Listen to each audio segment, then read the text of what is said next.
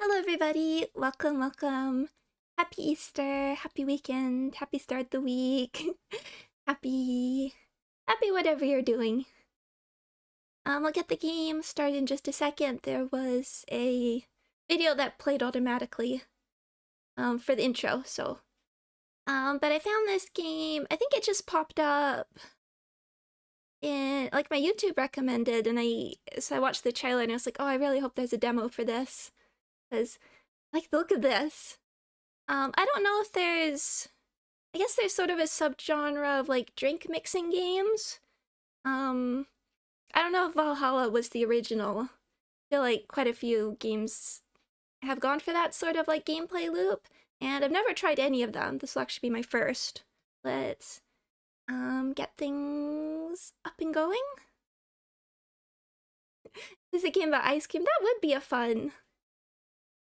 a fun idea as another kind of like serving type of game. Okay, this should be up in a sec. Come on. There. Okay, this game has a mature rating and contains references and depictions of topics such as murder, trauma, substance abuse. Oh, there we go. The good logo. Bakovia used to be a star among cities. Historic, wealthy, and bustling with new businesses. That star's been dying for a while.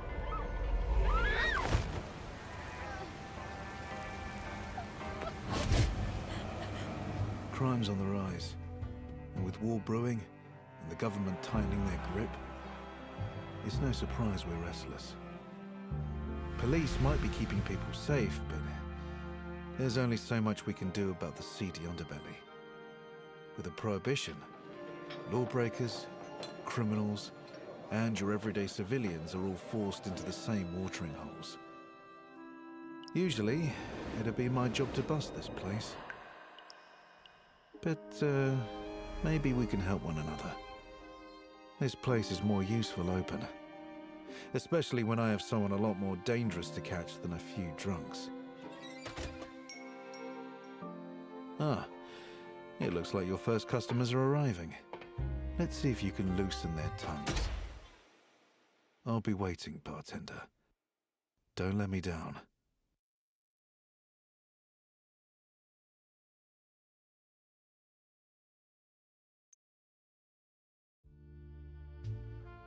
Do you know how long the demo is? Not exactly. Oh. You know about the volume. I didn't fully test it beforehand.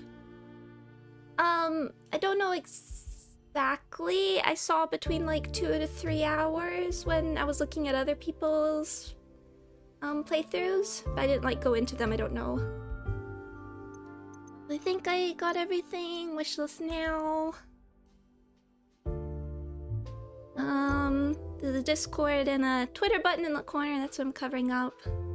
If I'm covering up stuff too important, I'll move to a different stream scene. If that's good production values. I don't know if the whole game is voice acting, but it'd be nice.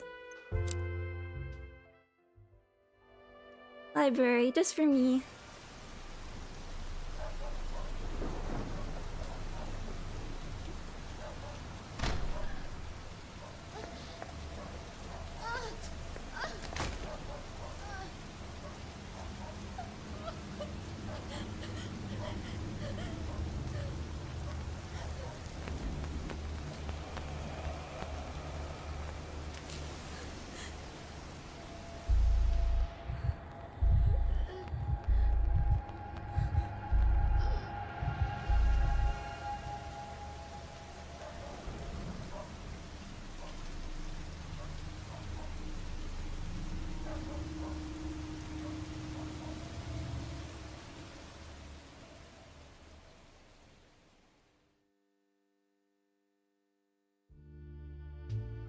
A0, the last drop. Okay, got a calendar. Oh, I really like this whole UI. I don't know, something about like the gold and the sort of teal just looks really nice together. I guess that's what Ruina did actually. Let's see, I'll take a look at all this in just a sec. We had a great weekend. I did, thank you. Actually, I was happy earlier. I was walking my Frey dog and there was someone, there's like, I don't know, maybe like little boy, maybe like 3 or 4, absolutely mesmerized by her. Like, do you want to say hi? And I told him her name. He's like, oh. It was so cute. And then his mom was there and he compared her to something I didn't quite catch. I didn't know what the name meant. And then the mom told me like, oh, that's a dog from Paw Patrol. And that's his favorite. This is the highest honor. Oh, best served cold. Are we having gazpacho? Oh, it's a murder. Oh, Vermeer. Roll the pearl earring. Let's see, let's actually look. Deadline, number of days past deadlines, report a bug. Actually, if this is like a dedicated button, that's an interesting way of like handling it. If you can like submit bug reports like right from a certain scene. Notebook. Vincent. Or we'll wait till we meet him properly. Quick save, quick load. Opens the library of all tutorials, menu, log. Oh, this is nice. Profiles. Get back to here.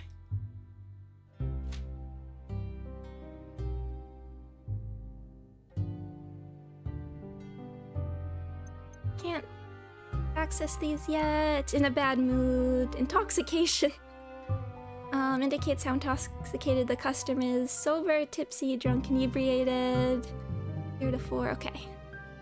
And affection. Indicates how well you're liked by the customer. 25, 50, 75, 100. Oh, we haven't rolled out Deadly Gazpacho. I mean, with this kind of setup, it does feel sort of ripe for poison drinks. Actions 2.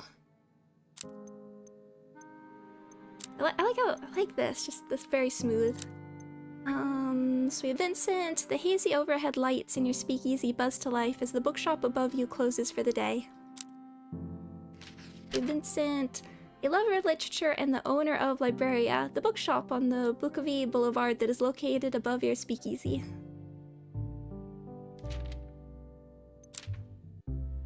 Really digging all the UI choices. Okay. The bookshop owner and your landlord, Vincent Floare, takes a seat at the bar and begins mumbling to himself. What a day. Siren literature is providence bound in leather, but to my customers, my books may as well be doorstops. Autoplay. Okay. Everything alright, Mr. Floare? Clearly not. Okay, we raised our affection. Clearly not. If I ordered a cart of fools and received just one of my customers, I would have gotten my money's worth. Well, we both know why I'm here. I need a drink, so dazzle me. What would you like?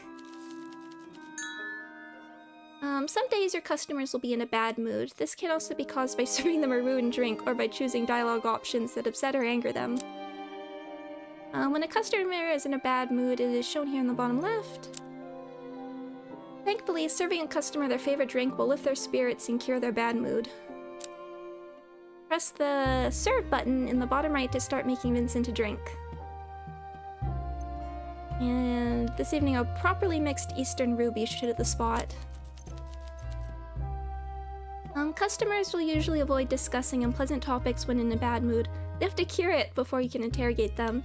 As you get to know your clients better, make sure to learn what their favorite drink is. You can always ask them what they'd like to get a hint. You lift a clean glass from the tray and place on the table. Vincent perks up. Let's see if we can cheer you up. Ah, that's the spirit. Okay. Got a proper menu. Poison! Vincent loves the Eastern Ruby, and we want to lift his spirits and cure his bad mood, so let's select Eastern Ruby in the list to start making his favorite cocktail. Okay, whiskey, sugar syrup, lemon juice, red wine, ice cubes, cherry.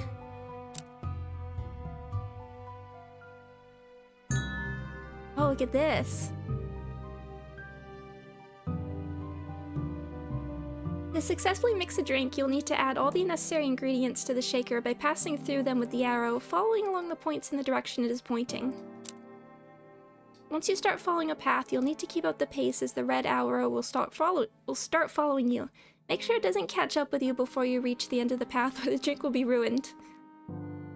We have to, like, turn it? Oh! Okay, so we have to do it. We just sort of drag it.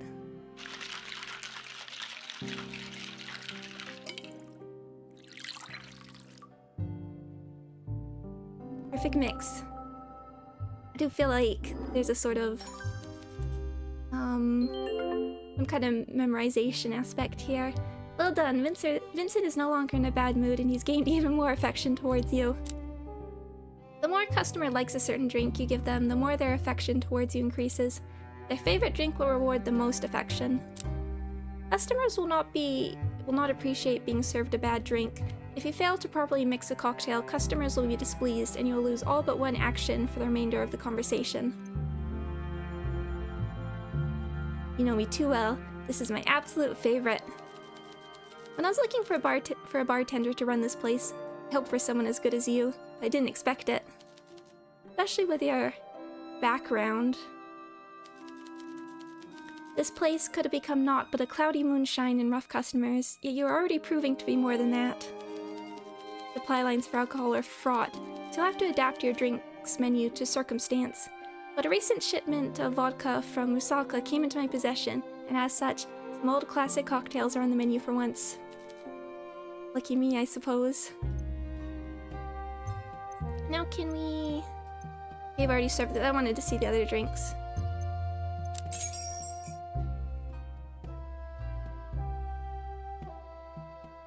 Good night, Renato. No worries, Helen. Thank you for dropping by. Hi, Airline God. Anything else? Yes, I nearly forgot. Friendly warning, perhaps? My favorite gentleman's club is abuzz with chat about a crackdown on speakeasies. My companions have warned me that the local constabulary is looking to make an example of the flagrant lawbreakers. I see. It is unlikely they would target my establishment, and I have friends in the constabulary, but you should take precautions nonetheless. Try not to irritate anyone who might incriminate us, and don't compromise on drink quality. I'd imagine most speakeasies are brought down by dissatisfied customers with loose tongues. I'll be careful. Good. You see, there's a reason I bring all this up. Vincent reaches into his inner pocket and pulls out a folded newspaper. He reads it. He spreads it on the bar top so you can see the heading. Speakeasy guest found dead. In the Bukovian Herald, speakeasy guest found dead. In the early hours of the morning, the body of an as of yet unidentified young woman was found in an alley off the Bukovi Boulevard. Bukovi police have since released a statement confirming that the crime took place outside a speakeasy and that the proprietors, as well as several guests, have been detained for questioning. The murder is almost certainly the latest in a string of crimes committed on and around the boulevard by the so-called Bukovi killer. Not very creative serial killer name. Citizens are urged not to, like, you could at least give alliteration. The Bukovi butcher. Citizens are urged not to attend these illegal establishments for their own safety and to inform local law enforcement if they suspect any illegal activity is taking place. Okay, workers wanted at steel mill. I can't really read this text. The stairs are illegal? Oh, I wish I could read that. Local weather. The only truth. Oh. We read these. I read these.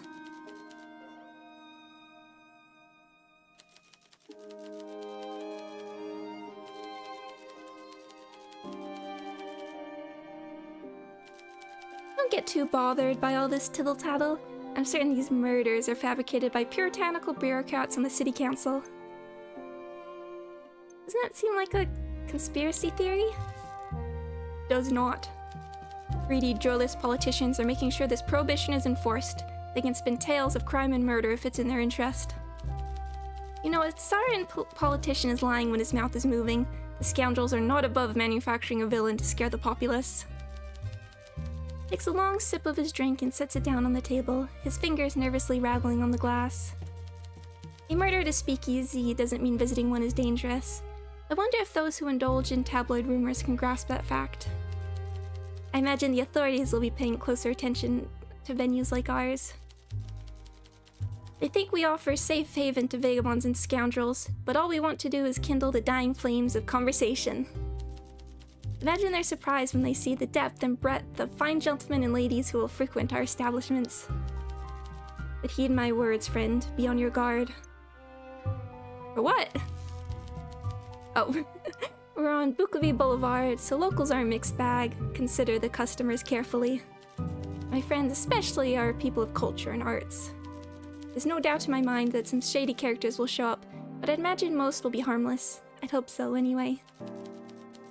A mix of high and low society makes for a good blend. Honey and lemon, wine and cheese crackers, that sort of thing. Jokes aside, do be careful, bartender. I invested a lot of money in this place, and while it's yours to use, I don't expect to be sweeping up eyeballs and teeth at the end of the night. Understood. One more thing. We both know this is your last chance. I went out on a limb to give you this opportunity, and I've turned a blind eye to your past troubles. Make sure those troubles stay in the past. And you keep your nose clean. I get it.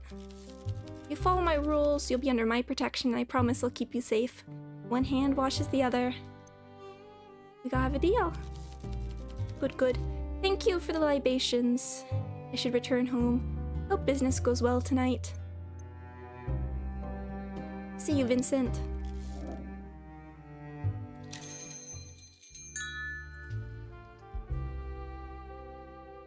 Fortunately, I do not have a cold drink. I have a hot drink. I have tea.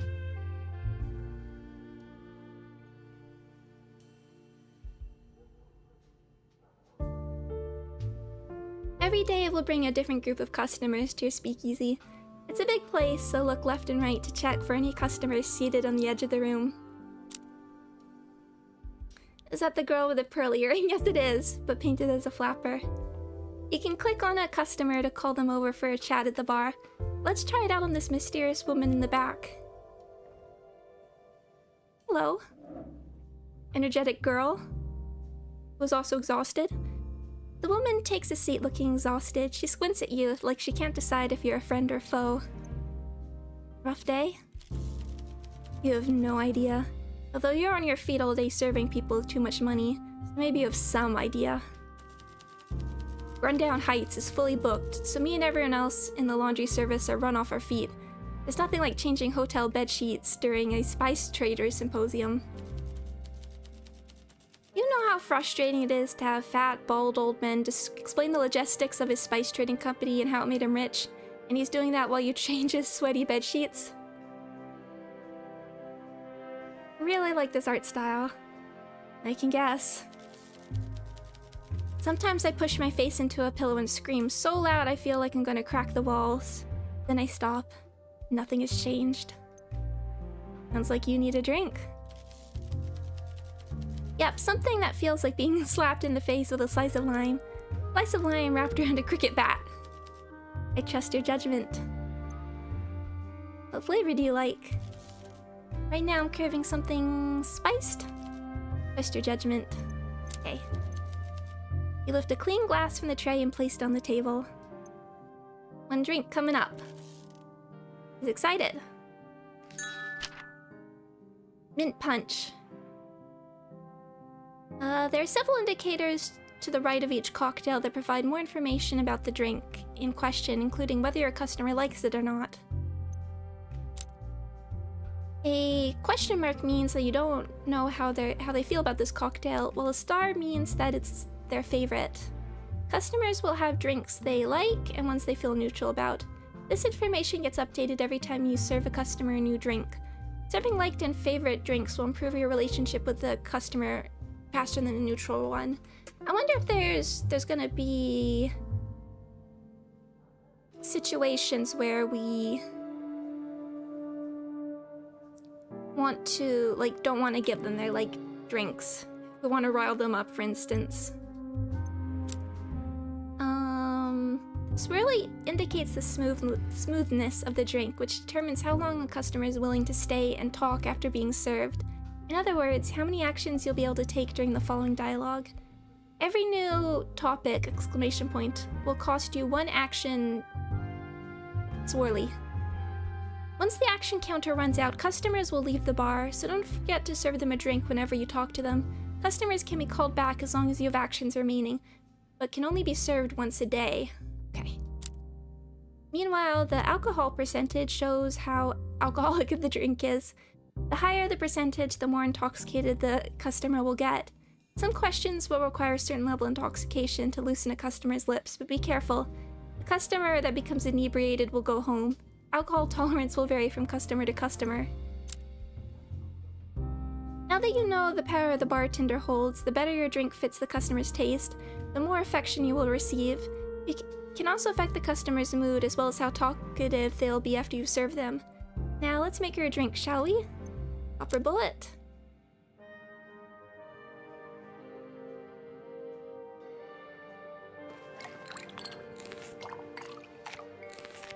Just like dragging it. Yeah, tequila sunset. Oh, damn, this is perfect. Don't let me have too many of these. So we got up to... This one just above tipsy. After a long shift, my brain is buzzing. I can't just go home with all this fuzz in my head. When the Prohibition closed the bars and clubs, everything else got more expensive. An opera ticket costs a month's rent. And with everything being so busy. Why is it so busy? Well, there's the Spice Merchant Symposium, but there's some big show going on as well. Everyone's wearing their fanciest threads, the women in those sparkly dresses and their heeled shoes. Looks like torture to me. Me too.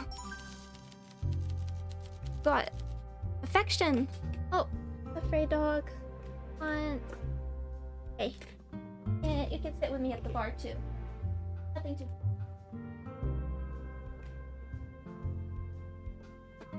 Go.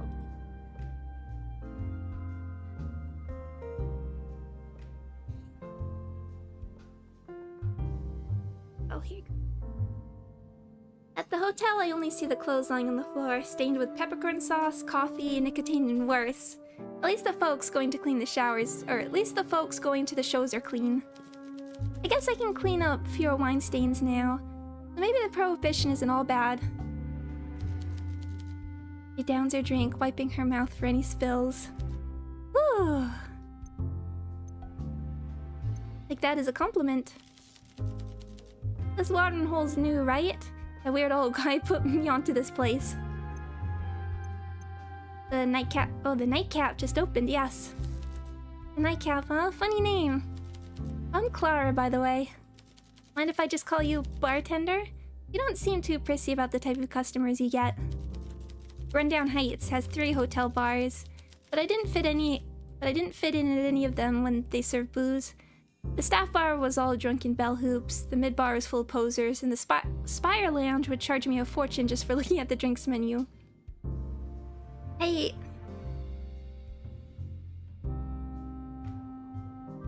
I know it's like, excuse me, personal preference because I'm a streamer and voice acting makes these games a lot easier, but there's just so much character I think you could have. And there's like voice acting in the intro. But it is probably quite expensive. I don't know much about this studio. I think you could have a lot of fun with with voice acting here. A lot of character. This place feels a bit more varied in its clientele. You got all sorts in here. We're all equal when you walk through these doors. Her smile is warm and she nods a little, like she just made up her mind up about you.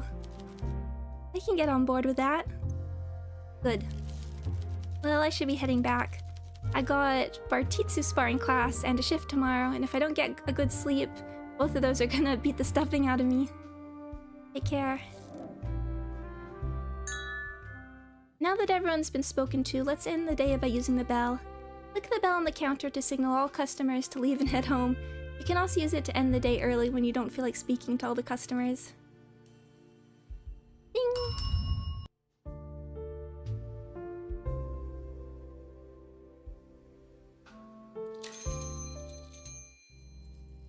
Awkward gentleman. Now we have Clara. Hotel maid whose rough edges and boisterous behavior hide a pleasant, caring personality. Favorites, copper bullet. Hello. A new customer takes a seat at the bar. He takes a slow look around the room, and then at you. Glances back at the entrance a few times, like he expects someone to sneak in after him. The man doesn't hesitate to tap the bar, demanding the attention you're already giving him. What can I get ya? How does this place work? Just a regular bar, no butlers or whatever? I just want a drink. Anything in particular? I don't care, you choose. You lift a clean glass from the tray and place it on the table. Ready to serve, thank you. What would he like?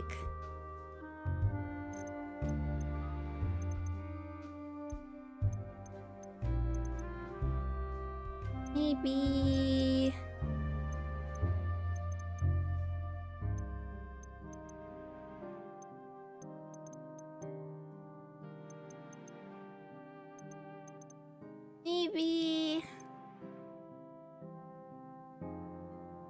Evening prayer.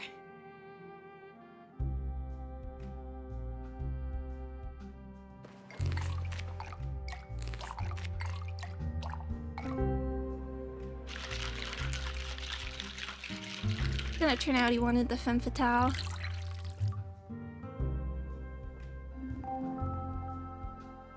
Classy. Oh, okay. Not bad at all. Very pleasant, actually.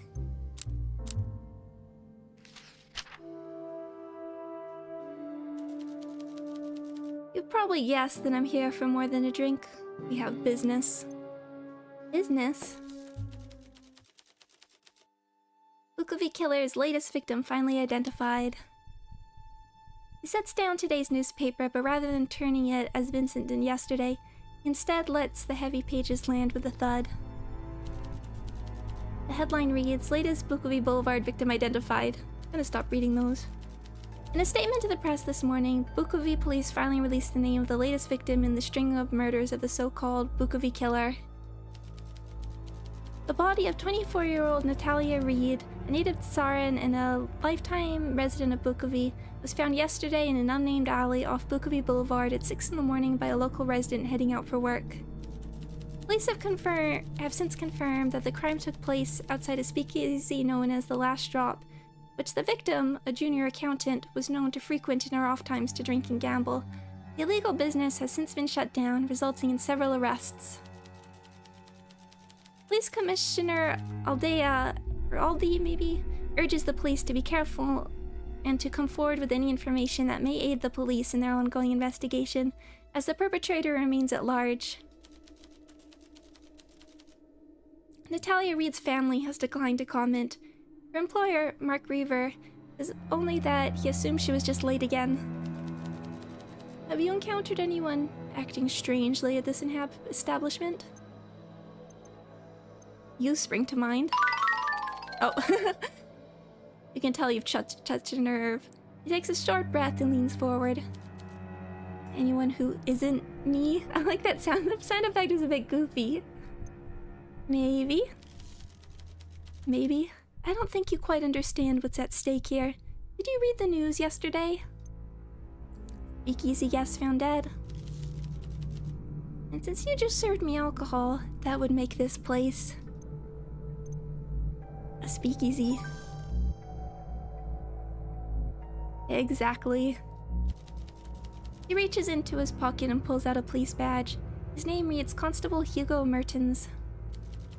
He waits a moment to make sure you understand the gravity of the situation. I'm investigating a series of murders that took place outside the established speakeasies. You going to shut us down? Speakeasies are, at the moment, one of the only leads I have. I may never say this again, but your business needs to stay open. The killer is using locations like yours, so one of your patrons could be a killer. And you need my help. You'll be helping yourself. If your clientele keeps getting murdered, well, that's not great for business. For a time, your establishment has protection from me and from the rest of the constabulary. This place is no longer a bar. It's a hunting ground where I catch a killer with your help. Got a clue. Your first assignment is to interview these drunkards and find out if any of them frequented that speakeasy where we found Natalia Reed. Do that, and I might just extend your time a bit longer so we can figure out who's behind all this. I'm guessing there's no opt-out. He shakes his head softly, then pulls the badge from the table and places it back into his inside pocket. I did my homework. I know who you are. Just think of it this way. As a reformed citizen, you should be more than happy to help out. I understand. You might not be too fond of the constabulary, but you have to be realistic. Right now, we want the same thing. I'll do it. Good. Any questions? How do I investigate? Actually, let's look at oh, hips. Okay, so this is all...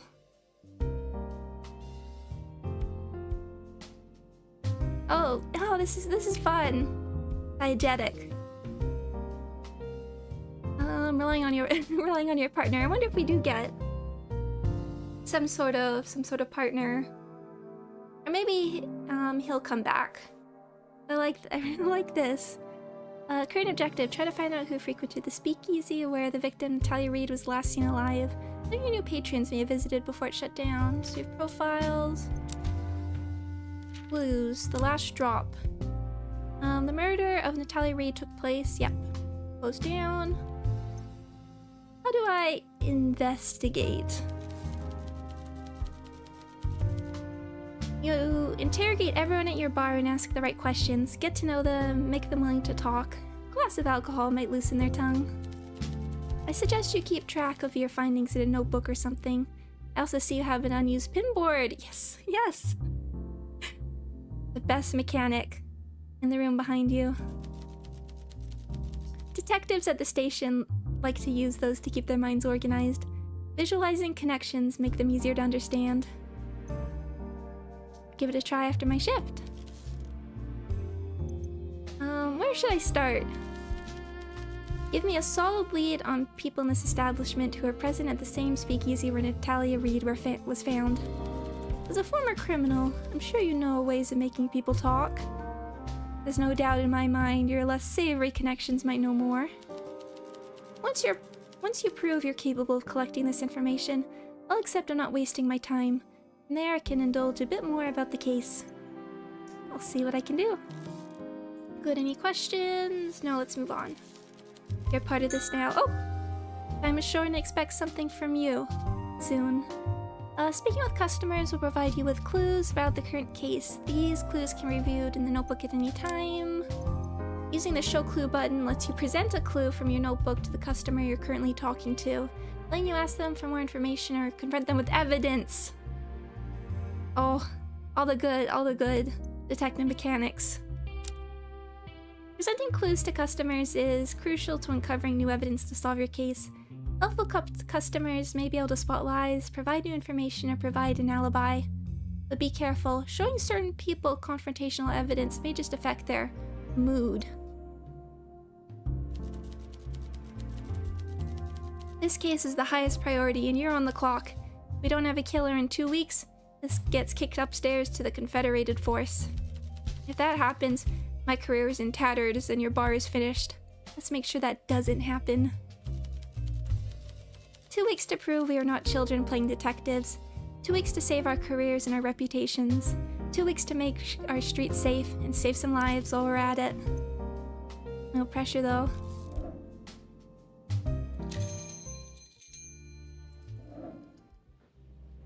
Peter Wagner. Wearing gloves. Oh, you're both wearing gloves. Peter Wagner enters your bar. You recognize him by the scar in his cheek. It's been a while, and you don't quite know if you're ready to see him again. He from the past? He takes a seat, looking you in the eye. You can't quite tell if he recognizes you. You hope he doesn't. Welcome to the nightcap. I wonder if there's like a deep reason for the nightcap. I just think of like, I don't know, the sort of like stereotypical look of someone with like all cozy, holding like a candlestick, long nightcap, slippers, long nightgown. The coziest a single person can be. Creative location for a speakeasy. The filth they're looking for old bars opening up again, not basements owned by bookworms. Make me a real drink so I can forget all the weak cat piss they serve in the stacks. If memory serves, you mix a good cocktail, though usually a bit sweet for my tastes. Miss me, Peter? Every day. Was crying myself to sleep on a pillow soaked through with tears. Feel the same, I imagine? Sure. He raises his eyebrows and shoves a few coins your way. See how this new job of yours is working out, eh? Any flavor I can work in there that you like? Going all sweet on me now? Well, I like a hint of coffee to go with my drink. Peter leans low and his chin rests on the bar, the light catching the long scar on his cheek. His eyes twinkle as he looks up at you. Let's see if I can remember what you like. Let's see indeed. Cold winter... Well, he doesn't like sweet stuff, so... I wonder if we get new recipes. I would assume so. We'll go cold winter, because this one doesn't have sugar in it. So I'm missing... no?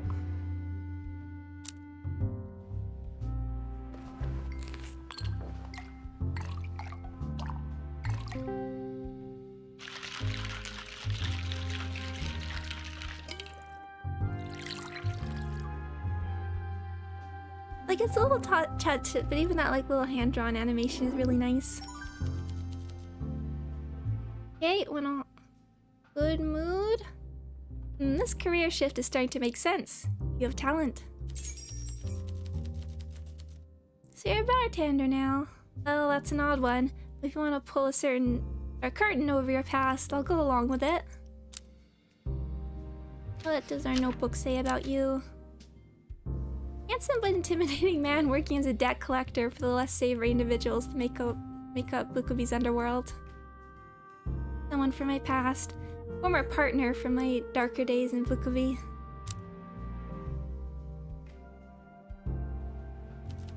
Peter's a criminal. More specifically, he's an enforcer for the feared crime lord Clara. But as long as you don't owe money, insult him, or spill his drink, you should be fine. Do we have a spill drink button? Is that what the hand's for? Strange how that face with that frightening scar can light up a room when he smiles. Though it doesn't happen often, how can someone so dangerous be so charming? Thanks. Your rival speakeasies ain't too appealing. I can see why you're getting busier. The other places either turn away anyone without a duchy, or they hose the blood off the dance floor each night. The last drop was the only one I could appreciate, but it got shut down a few days ago. And... I don't know, he seems polite. I don't know if we're gonna go for that. What's your job these days?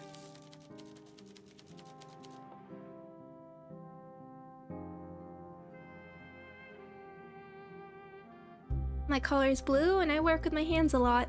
Some of the other fellows in my line of work have a bit too much fun for my tastes. Don't like your colleagues? I reckon my job ain't good or bad, it's neutral. Cause and effect and all that. What I do is a natural result of a system we all live in, and the deals people make. I don't get it. It's neutral? I take no responsibility what happens to the folks I collect from. They knew the deal they was getting into when they took the money. But even though I don't feel bad for them, that don't mean I want to go drinking with gorillas like me who laugh about smashing open some indebted shopkeeper's skull. He takes a final long sip of his drink and sets the empty cup down on the table. You're not a complete monster. I'm just Peter, and I play my part without prejudice or pleasure. Like I said, cause and effect. Now if you'll excuse me, this drink has had an effect on me, and I need to take care of that. Sure thing. Oh, got a priest and a socialite maybe. Two options. I wanna sing today. Maybe we can change the soundtrack at some point. I mean, it feels a bit obvious. Although you really have to point out that, like, just Peter. Okay, here we go. Peter mentioned his favorite speakeasy Last Drop was shut down recently. Okay.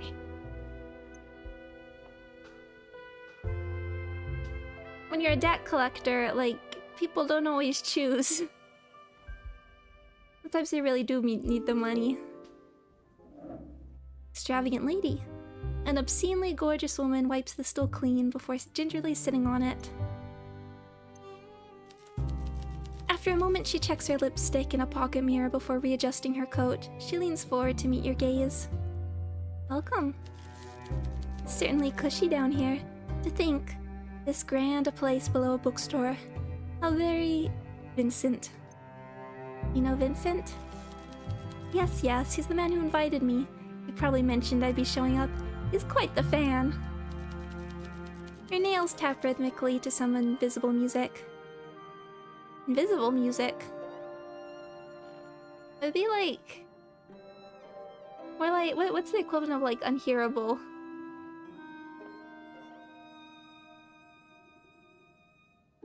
You can't tell she's waiting for you to say something in particular. Vincent hasn't mentioned you.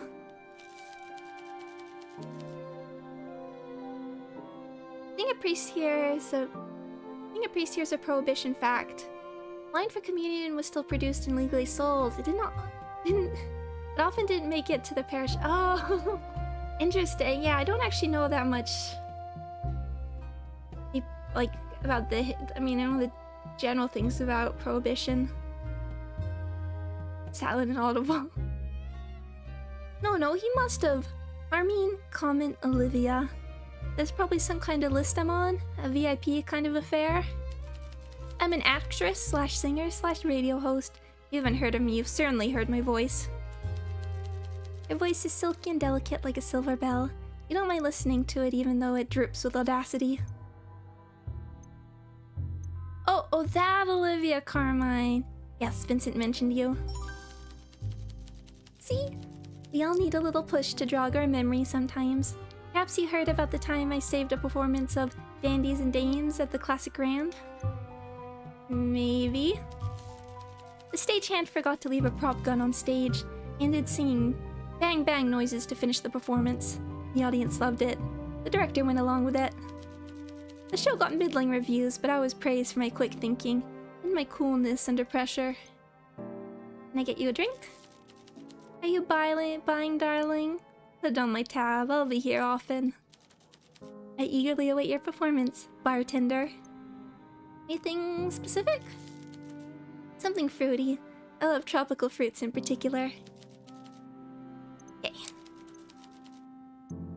Let's pour you something fabulous.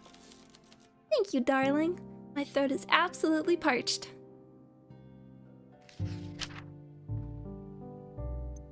What do we got? Pirate's Joy. Tropical... The most tropical.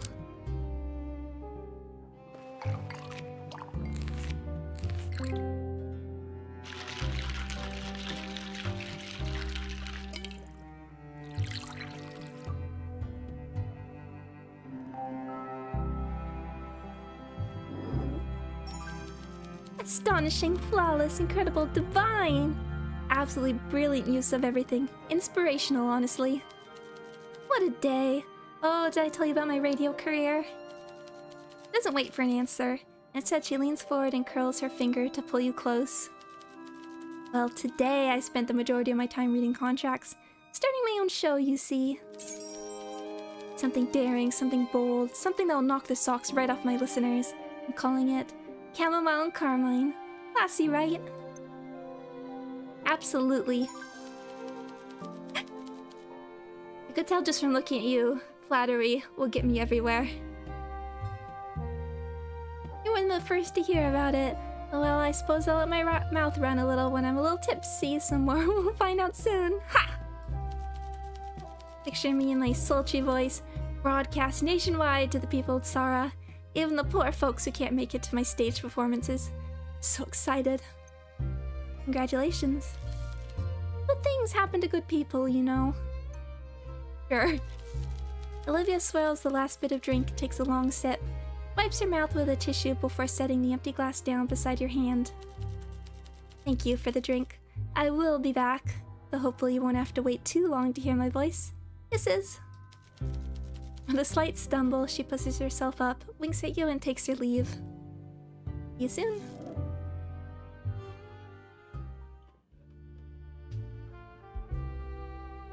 Trying to get over to you. Okay, just press the button. Hello. Gloomy priest, a miserable-looking man, sits down at the bar. A big cloud follows him. Once he has your attention, he peruses the drink stacked behind you. Can I get you? Never understand all these names. Something strong, please. I'm doing something wrong. I might as well do it right.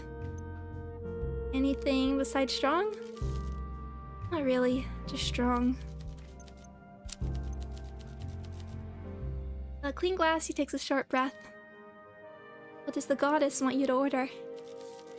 Make me a drink, quickly and with fewer jokes. Ain't no jokes.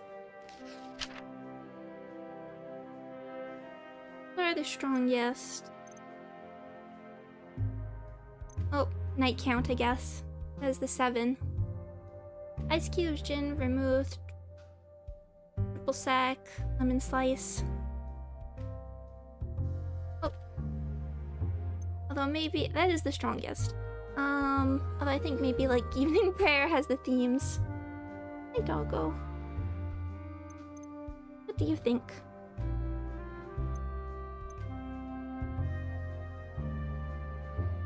Go for it. The bat.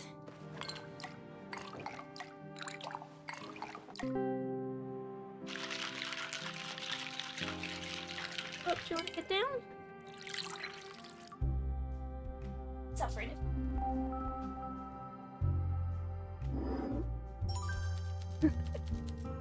Oh. All the way up? But his mood did go up a bit as well. The world is spinning and my worries have become as blurred as my vision. Exactly why I came here. That doesn't sound like a good thing.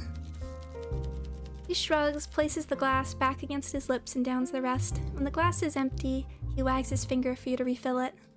How about we start with your name? You really don't know who I am? Father Lacy, but you can call me John. I'm a priest at the church up the road. You know this is alcoholic. We are permitted. Besides, how could a goddess resent a priest drinking in this city? Is it that bad? If you took confessions too, you wouldn't ask. Oh, I had no choice. What do people confess? Everything you can imagine and more. Used to faith in humanity. Here you go. Thank you. I'll be back soon. Godspeed, John. He downs the rest and stands up, tips his head and takes his leave. Ellipses.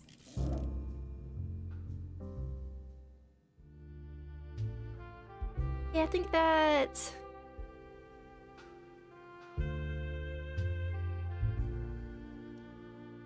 Hold the sides.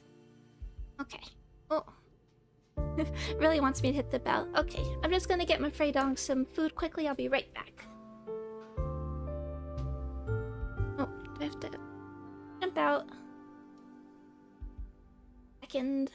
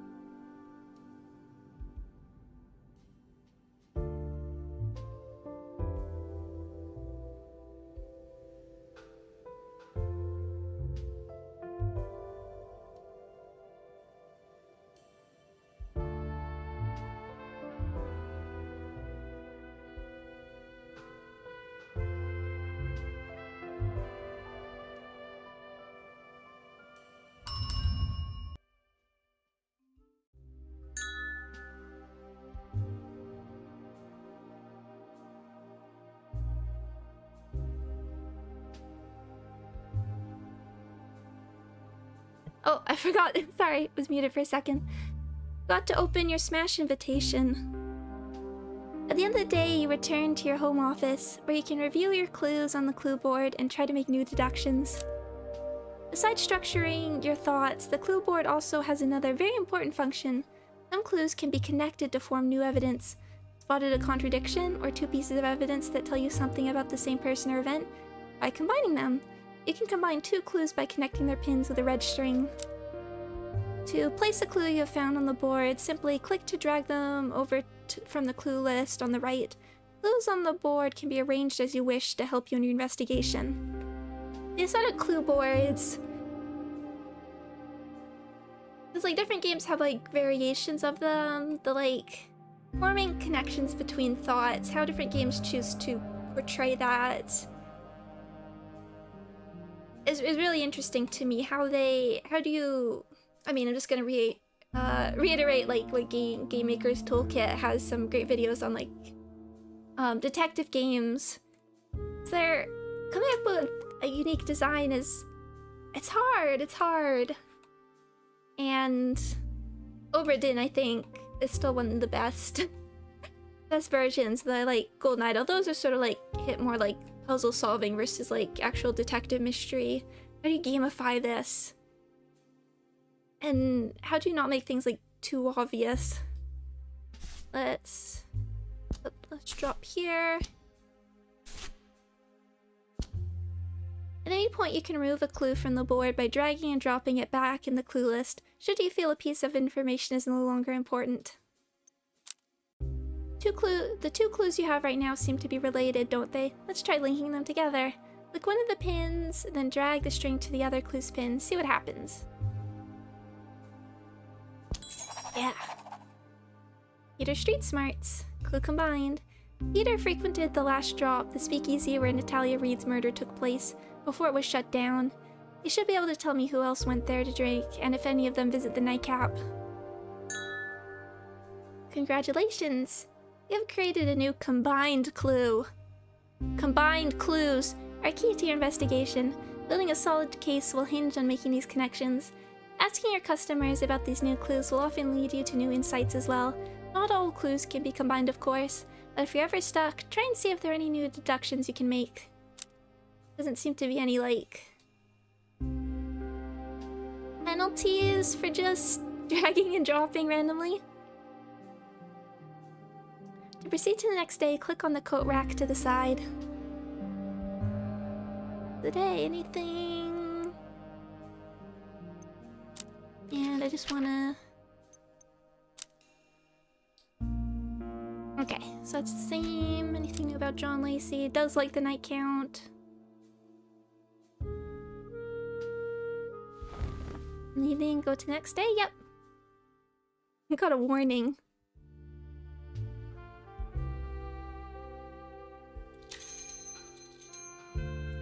Oh. Many. So many people. Well, look who's still open. In a world of dwindling light, you're a beacon in the night. Don't plan on closing anytime soon. Let's catch up, just like the old days. Now press the Show Clue button to open the notebook and present him the new Combined Clue. Select Peter's Street Smart clue to ask him for more information. Sent clue. Are we sure? Okay. I wonder why they have that. That feels like an extra step. But maybe... It feels like something maybe testers wanted, maybe? The story about the broad that got iced at a speakeasy? What about it? What do you think happened? I read the story. I'm sure the journos did a great job. They always do. Don't be like that. I want your opinion. You're fishing. And for what? I got nothing for you. We get you a drink. You and me both know how this show plays out. Paper spin the same stories, the hoi poi get all worked up, and ain't no one got the real facts, except for the ones who know how to keep their mouths shut. And the folks who say the city council are fabricating the killings, they got their heads screwed on wrong. Book of the officials can barely patch a hole in the road, far less stage a murder. I know a professional job when I see one in this. Ain't professional, but it was done by someone who has experience. Someone who planned it out real careful, who's done it before. Did you visit that speakeasy? Yes. And? Plenty of folks went there, so don't go making any inferences. You know where the line is. No need to see what happens if you step over. Who else went there? Hard to tell. It was a mixed crowd. Let me think. Elena Dragos. The type of rich blonde who don't want nothing to do with me. Last year she made it big thanks to her daddy winning jackpot at a poker tourney. Elliot, sour-faced alcoholic who pops in occasionally. I was in school. I beat the snot out of him and take his milk money. Still might. And Killian Durand, the witch kid with the baby face and soft hands. Taking a roll call. If this bartending gig doesn't work out, I suggest a job as an intrepid reporter. What do you think of that, Scoops? Alright, I was just curious. I'm very old man. Welcome, welcome. When you don't feel like asking a customer any further questions, you can always press the leave button in the bottom right to exit a conversation, regardless of how many actions you have left. However, if you still have questions for Peter, you can simply continue a conversation. Let's catch up. Oh.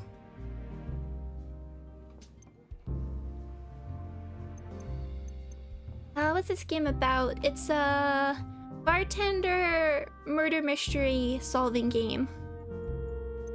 Let's keep asking things, but let's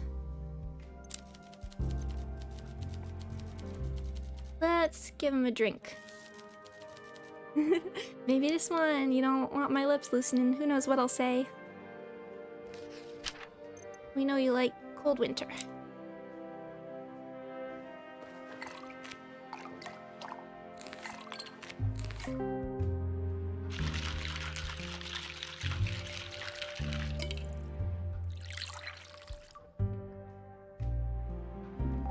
Valhalla meets Golden Idol. I was wondering, because I know there is this sort of, I was talking about it earlier, a sort of subgenre of drink mixing games. Or at least like, not just alcohol, but I know like Coffee Talk is sort of the running a coffee shop type of one.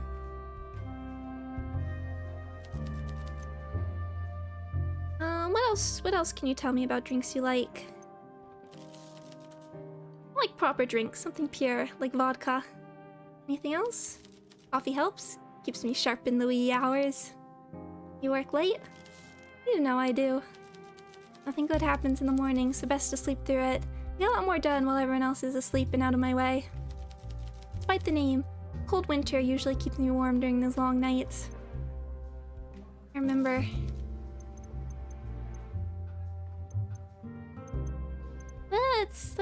Yeah, before we start learning about these people. Let me see the...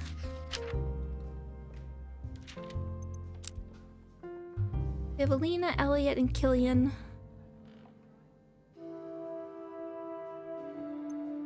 Know anything about Natalia Reed?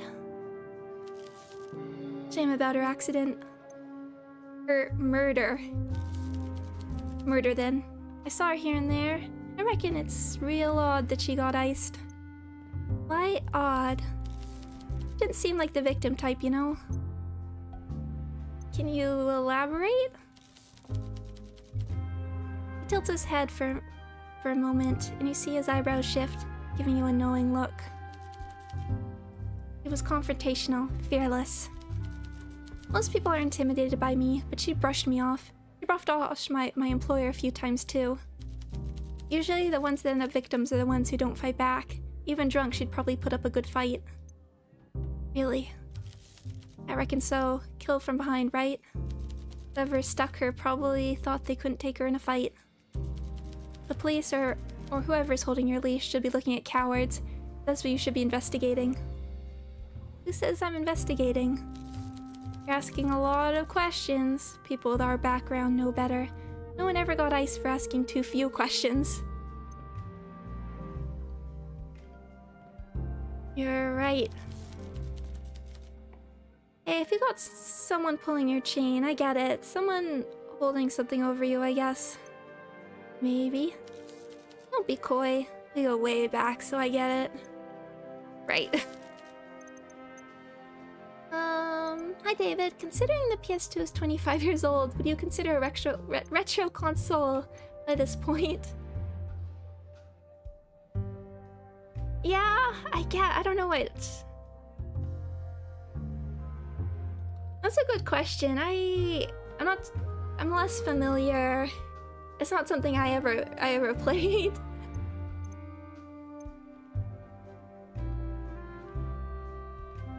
Or like grew up with, so I would consider this stuff those old enough, but I don't know where people sort of draw the line at that point, because I know like we're getting into like GameCube, Wii, PlayStation 2,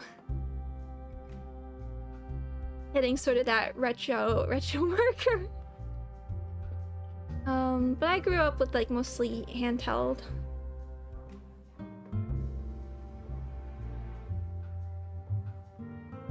So I'm not one to be able to make that distinction. Plus I wouldn't like judge a game based on its age or anything. I'm interested in like all things. Like when I was testing out Classic Marathon as like maybe a potential thing to try out, and I was like, this is old, but I didn't really... I was thinking it more in terms of like where it fit in like history as opposed to its oldness being like an inherent quality of it. If that makes any sense. Classic Marathon, like the Macintosh game, yes. Because that new Marathon game just got announced. And I was like, maybe, well, I knew vaguely about the original it having a really important place in like FPS history. I didn't actually know it was Mac until I booted up and went to the settings, and I was like, wait, this is, and the Mac looked like, I mean, the settings look like what like a really old Mac would look like, and I was like, wait a moment. But yeah, I'm not like particularly proficient at FPS or anything. I thought maybe this would be interesting for like a historical perspective.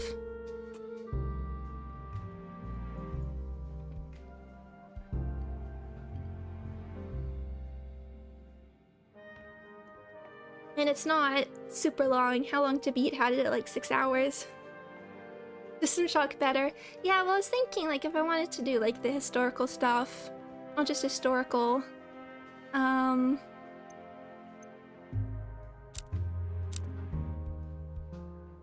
there's still like System Shock, Half-Life, Doom. But I don't hear Marathon sort of brought up like those classics are. That's partially why I wanted to like try it out, try the less popular stuff. To me, retro doesn't just mean old, it's a style. I could just consider everything prior to HD consoles retro. Yeah, that's a good point.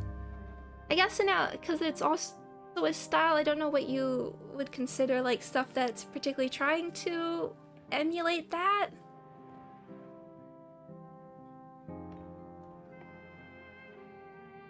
Oh, but I am interested in System Shock though. And BioShock, I've never played them. The phone easy. I'm not sure that we can't see this person, that this is framed so we can't see this person's face. Criminal background, so between us, I assume you never went legit? But I gotta finish Fallout New Vegas first. Let's both assume I'm not in the mood for this conversation right now. Ask me again when your words are sweet as the booze. Oh, we need more affection, okay. So, how's work these days? Good, although I'm being really careful who I talk to these days. Trust is hard-earned. You feel the same? Sure. I'll be straight with you when the time is right. But we ain't as close as we used to be. Let's take things slow. I do.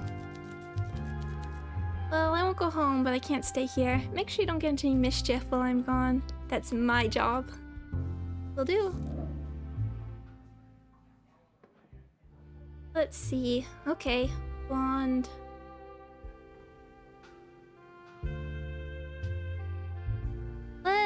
Before we go into this party, let's ask this guy. Bad mood. A moody-looking man sits down. He takes a deep breath and hunches over the bar, avoiding eye contact. Long day? Every day is the same length. Can I get a cocktail? Sure. As your hand moves to grip a glass, he holds his palms up, stopping you. Wait. Just make sure it's a clean glass. All of our glasses are clean. I'm sure, but I've had bad experiences. Smudges and stuff. And such. One glass, no smudges. Good. Love that cocktail. I am waiting. Anything you'd like? Nothing too fruity. I don't like seeds or pith in my mouth. Maybe something minty? I think we can look at that. Coming right up. What do we have with mint? Oh, mint punch.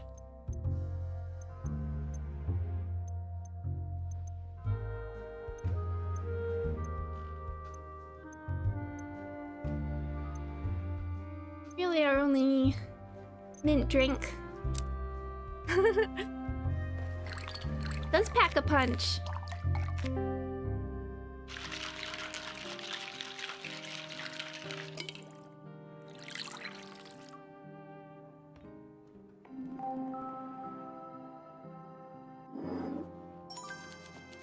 It's a nice drink. Clean glass, crisp taste. Oh, Elliot. Elliot Lynn. You watch him down the rest. When the glass is empty, he wipes it carefully with his sleeve, making sure to clean the rim where his lips were. Are you a big drinker? Not much else to do in Bukovi. To be honest, I'm not usually out on days like these when my date got cancelled. You open the whole weekend? We are. Good, that's when I usually need a drink. I'm Elliot, by the way. I live a few streets over.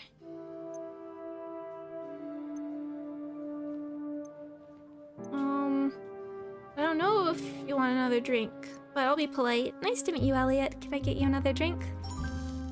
Oh no, I should head home. Thanks for the drink. I'll be back soon. See you. Okay, we met Elliot. I'll get my bartender license. I really don't know much. I remember I played Alina, Elliot, Killian. That is Elliot. Somewhat moody office worker, likes to drink to pass the time. And in potential patrons. Okay.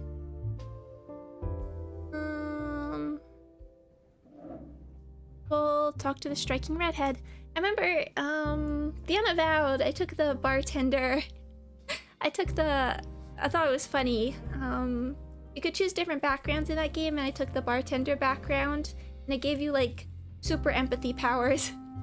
That was the charisma.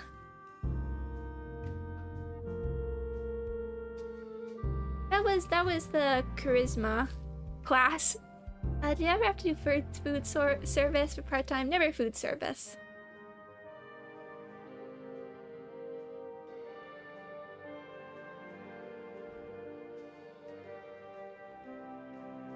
A woman sits down at the bar. Her eyes are piercing and she scans the room. Then you, taking everything in.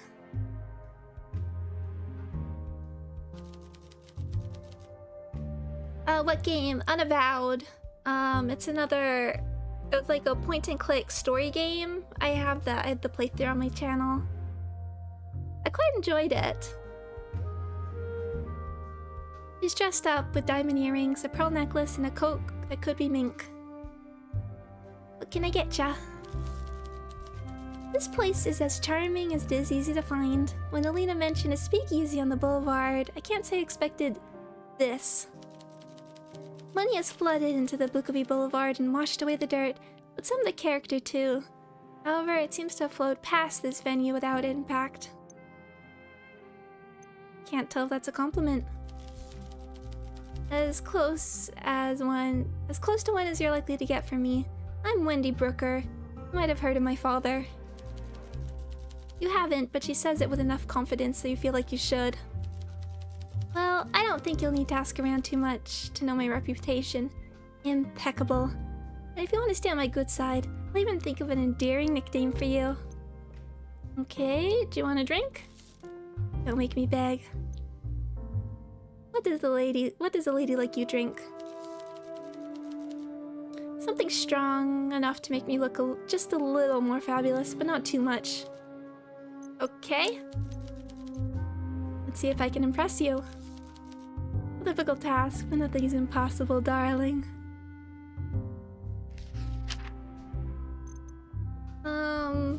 Strong but not too strong?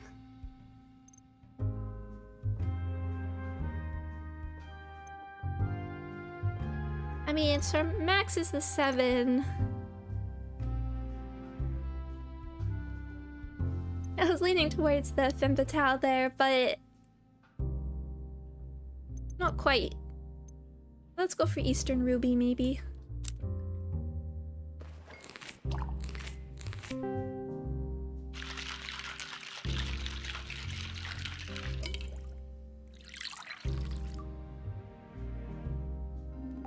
Perfect. Hey, oh, that seemed to work. A twist. Not bad, but too many of these and I'll get bored. Take this back to my table now, darling. Enjoy. Maybe we'll go right to left. Well-dressed girl. The young, well-dressed woman sits at the bar and waits. She doesn't seem the happiest. But as soon as you look at her, she puts on a smile and leans on the bar. What can I get for you? Really know, if I'm honest, too many options. How about I choose? I'd appreciate that. I feel a bit out of my depth here. Something light though. I have work in the morning. I'm looking forward to trying anything you make for me.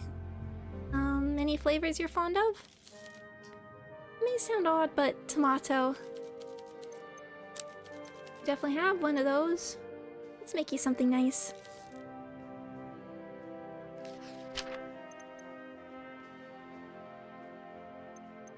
Yeah, that one. This one's the femme fatale. Double checking. My dad likes clamato juice, which is like the can of like tomato and clam, I guess? Ugh. Not me, I can't think of like any vegetable juice actually I like. Not a fan of like carrot juice.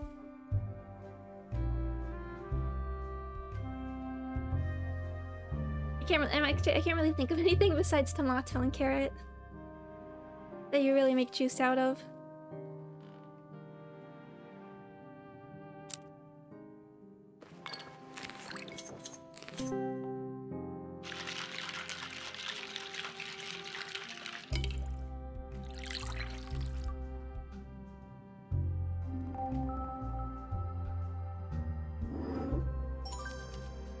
That's lovely. Thank you. Places like this are fascinating to me. I'm not used to all this. You're as welcome as anyone. She tilts her head as if she's wondering whether to agree or not. I keep thinking the Constable area will arrest me any moment. If my friends were caught, they would pay a fine, but I'd end up in jail. I understand. Yes, I think you do. I'm Maria Popa, by the way. I'm here with my friend Alina. Speaking of, should probably go back there. I wouldn't want to miss out on another story from Wendy about how her butler is getting fat and her swimming pool is too big. Good luck. You see her put on a smile, grab her drink, and make her way over to the table. She is not relevant to this plot, it seems.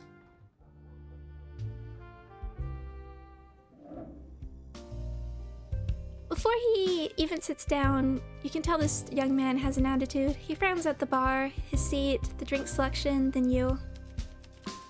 You wish you weren't so good at handling men like him, who had more experiences than you wish for. He looks your way when he sits down. When you don't immediately give him attention, he taps the table twice. Let's remember to quick save. What can I get you? Surprise me. Give me some hints? Well, I'm a big fan of rum, I think. You think. You watch him try to get comfortable in his seat, looks over his shoulder at the 3 girls he came in with, then regards you with an urgent look in his eye. You're the bartender, so tend bar and serve me something. I don't drink too much, and my parents are into wines, not cocktails. I think he's the first one I noticed that is like...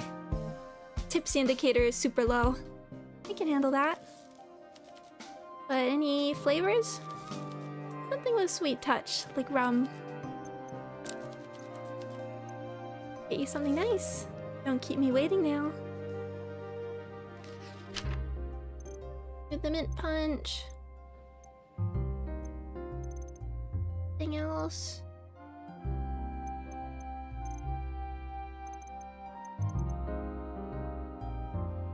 There's also Pirate's Joy.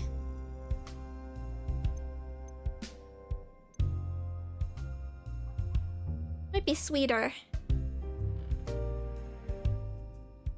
I'm curious what happens if you like totally serve them the wrong drink at this point.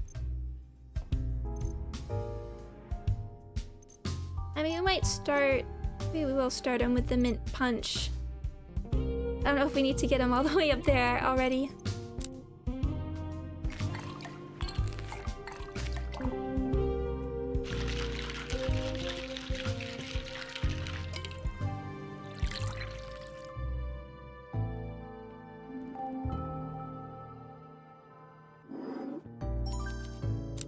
Looks fine indeed. I'm Killian. You might have heard of my parents at some point, the Durans. Might have. You might have met a doctor with that surname, though it's fuzzy. Fine people. Though I suppose as private doctors, perhaps a bit out of your price range for healthcare. With that, he pays, turns around, and goes back to sit at the table. And now you, mysterious one. Blonde lady. A young woman sits casually at the bar. Before she says a word, she looks at the list of drinks on the wall behind you, a tad confused. Like a bit more to get up there.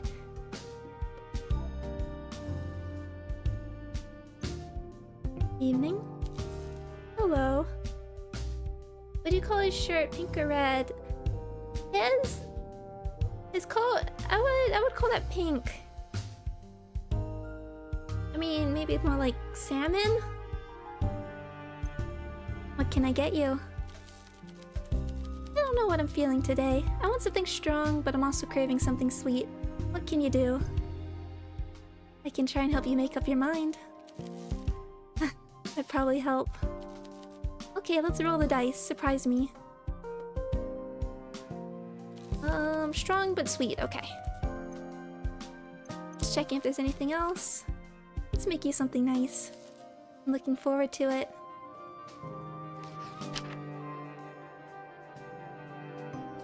Strong but sweet.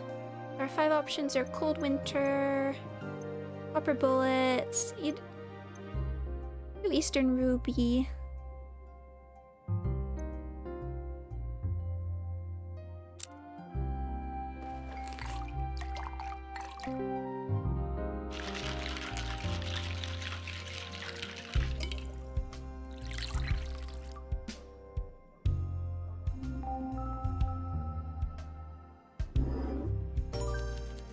Well, I definitely don't hate it. Thanks. That's a compliment.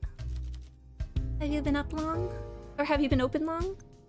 Not particularly. I thought this place seemed new. A little bookshop too. I used to come here to buy books when I was a kid, whenever my father gave me pocket money. Either way, consider me sold, I guess. How do you afford somewhere on the boulevard? Do you wanna open up with that? I don't own the place. Right. Anyway, I'm Elena Dragos. I brought a few friends along and we're already a bit tipsy if you haven't already noticed.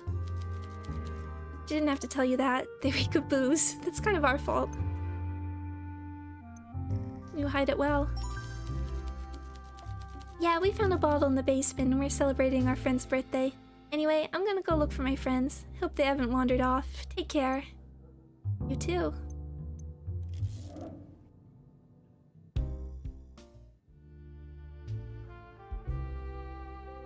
I think everybody still had... Let's see...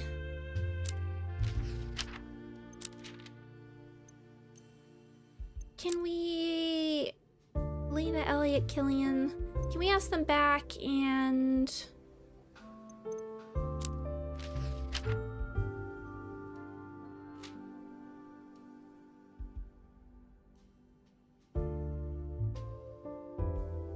Soon we can ask them back and ask them about the bar. Bartender, we meet again. That tends to happen if you visit. I bet you hear all sorts of tittle-tattle in here. What's the subject of the day? Okay, here we go. Let's... So, I guess we can... lose... I'm just wondering how much, like... I'm not totally sure what, like, the consequences are for... if we do stuff in, like, the wrong order, for instance, but... Let's start with, what do you think of Alina? Alina's a lot of fun to be around. She's like summer sun bursting through the clouds. Poetic. Very bubbly. Funny that someone like her can come from such a poor family. Lots of personality. Sometimes what comes out of her mouth sounds like intellectual gibberish to me, but even the most frivolous words are kissed on the way out of those heavenly lips. We can also ask about your drink. Elaborate? Elaborate? Mint punch. Got it.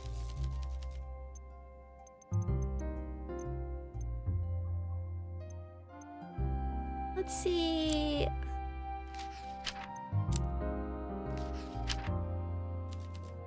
Sure, I visited. Okay. Didn't get much. Did you notice Talia Reid? A little. I saw her at the Hotel Jubilee a while ago. I saw her, greeted her, and she threw up all over my new suit. I helped her get a radio cab home. She was drunk then. Yeah, she was a bit of a mess. My father always said loose women of meager means lack the ability to handle alcohol with grace like more refined ladies. You know she's dead, right?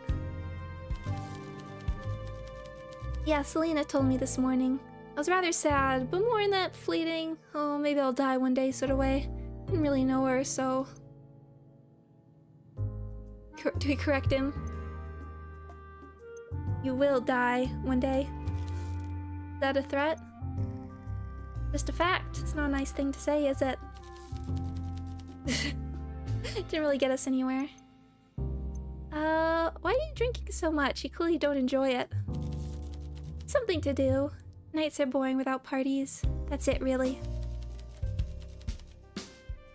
Okay, Killian seems to be hiding something. Perhaps serving him enough alcohol will make him talk. If I don't get home soon, my mother will lock me out. Bye. Bye-bye. No need to play it safe. It's a challenge. I like playing it safe. We meet again. Evening. What do you want to know, bartender? What else can you tell me about your drinks? I absolutely adore the evening prayer. There are a few others I enjoy, but a great deal more I detest. Why do you ask? It's my job. Very good. I'm glad we could have this discussion now so we don't have to do it again.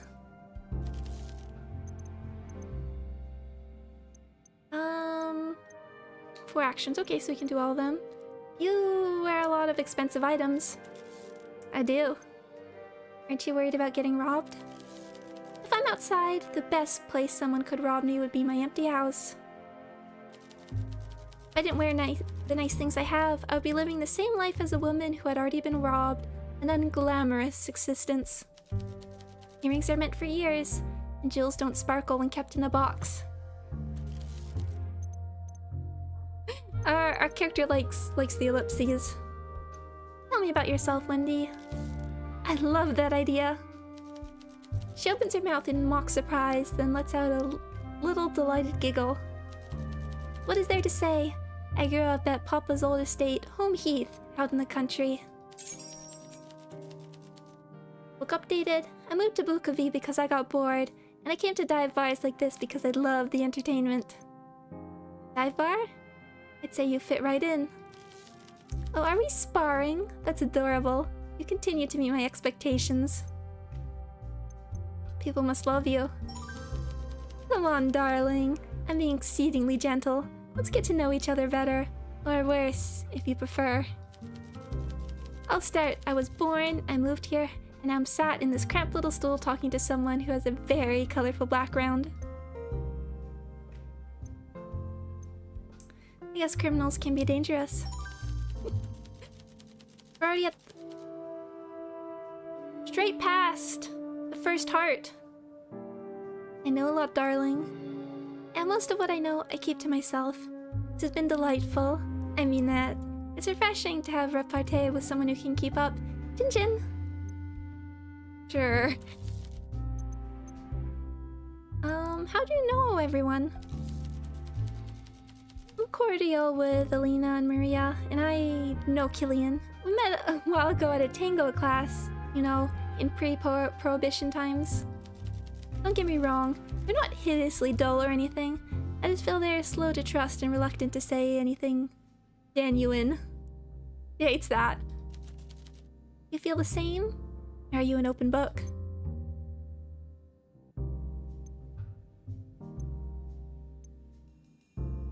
takes me a while to warm up.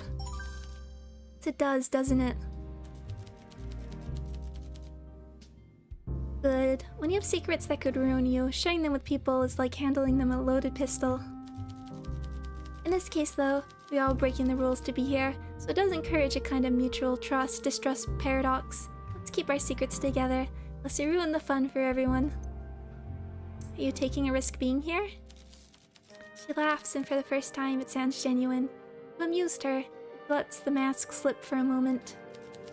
You've known plenty like her, and you learn never to let your guard down around them. No. I wish there was something as exciting as a police informant among us. But alas, we are as we seem. Well, other than Maria, she's not rich at all. Dirt poor, in fact. And you can tell, if you look closely. You can tell. She purses her lips briefly, a smile flashing across her face. Not the friendliest thing to say. Deadly? What an odd concept. Lena pays for everything. Maria is a puppy in her purse. We all do what we must. In her position, maybe I do the same. That poor girl's head must be spinning. Evenings in the casinos, speakeasies and clubs with Alina, and then back to her threadbare bear sheets each night in the stacks. What a contrast. It's cruel, really. You don't seem to like Maria. I don't like Alina much right now either, but again, they might grow on me. Maria and Alina have some quirks, which I like, imperfections, and they're both sharp as tacks, if you haven't heard. Maria hides it under a shy facade, while Alina hides it under a layer of, well, blondness. Opinions are fluid. For example, I didn't care for you, but perhaps the tide is slowly shifting. Same with the girls, Alina and Maria. If they would just ease off the chest chat and address the sexual tension in the room instead, I might enjoy their company a great deal more. I'm sure. You know anything about Natalia Reed? The dead woman? I knew of her. Quite unavoidable when you're in the company of Alina Dragos, especially when she's had a few drinks. I could bore you with long-winded stories about Alina's infamous drunken rants, but why would I deny you the pleasure of experiencing them firsthand? You certainly seem to be well placed to engineer such a rant once. Just give me a warning before you do, so I may cover my ears in time. I'll try. Oh, well, would you look at the time? I'm going to make my way home before the sun comes up. Good night, Wendy. Maria! Good evening. Evening, Maria. We should chat, I guess? Pass the time. Also tell me what else you can tell me about the drinks you like.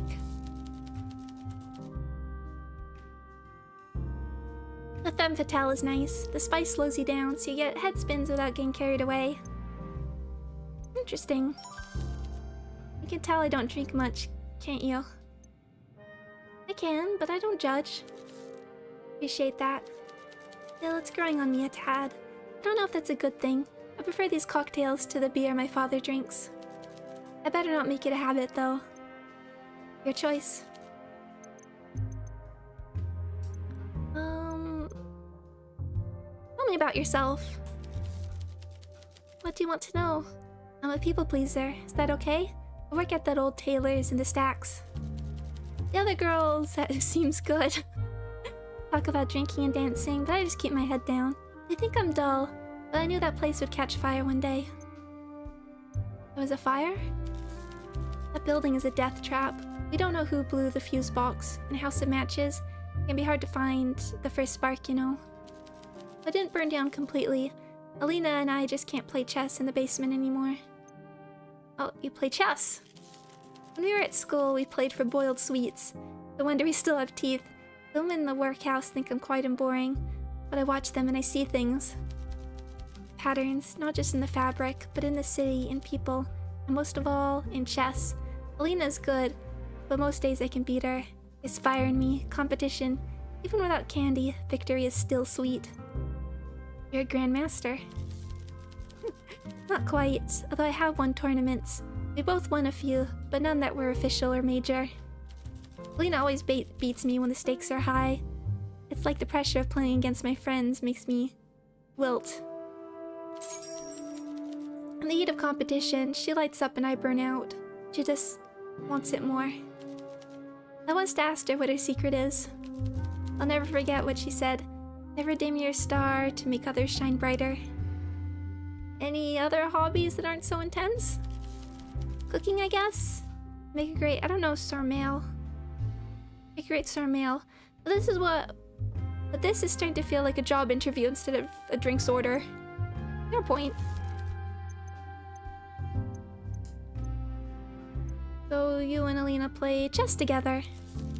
We do, yes. We've been partners since we were 8. We met at a chess club in school. We were rivals but ended up being best friends. That's a long friendship. I know her better than myself at this point. Chess is about getting into your opponent's head. I like it inside hers. Does that sound strange? Yeah. We can get very competitive, but we share the same dream. To get a little bit better every day and beat all those stuffy old bearded men at the chess council together. I wasn't sure if she wanted to be called weird there. She does seem to have like a unique viewpoint on things. Doesn't seem like totally afraid of her individuality. We know each other so well now. I'm not sure our practice is helping us get to the next level, but I also just enjoy the time we spend together. I dream of one day beating Bukovi's top grandmaster. We're getting close. Lena won a tournament a few weeks ago, and I came second. I was so happy. We played against each other in the finals, and it was intense. Felt like my whole life was building to that moment. Oh!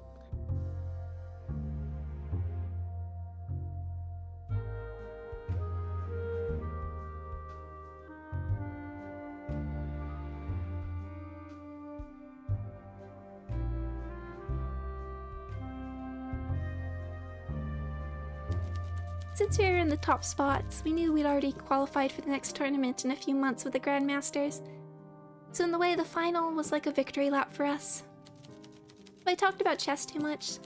Sometimes I can't tell if I'm talking too much about something I love. But either way, thanks for listening. Anytime. You're not a big drinker. Not at all. If I'm honest, I came here because Alina asks me along. Leaving her at a bar alone isn't something I'm comfortable with. You're a good friend. I think so too. Alina and I have been through a lot. I like knowing she's safe. Even if it means drinking. Oh, it's not so bad. Sometimes having a few drinks makes the book I'm reading even more exciting. But I often lose my place and have to read the same page over and over. You're welcome to read anything on the shelves. That was like an obvious mean choice. Really? I mean, thanks, thank you. I wasn't sure if a speakeasy was for me, but a speakeasy with a library. And what do you know about Natalia Reid? The accountant? I don't think I met her. I'm sure I didn't. Did you hear about her death? I saw the headlines, like the start of some macabre murder mystery, without the cheery ending. Probably. The police will catch whoever did it. Maybe the killer can get away with murdering street girls or factory workers, but not someone like her. Let's hope.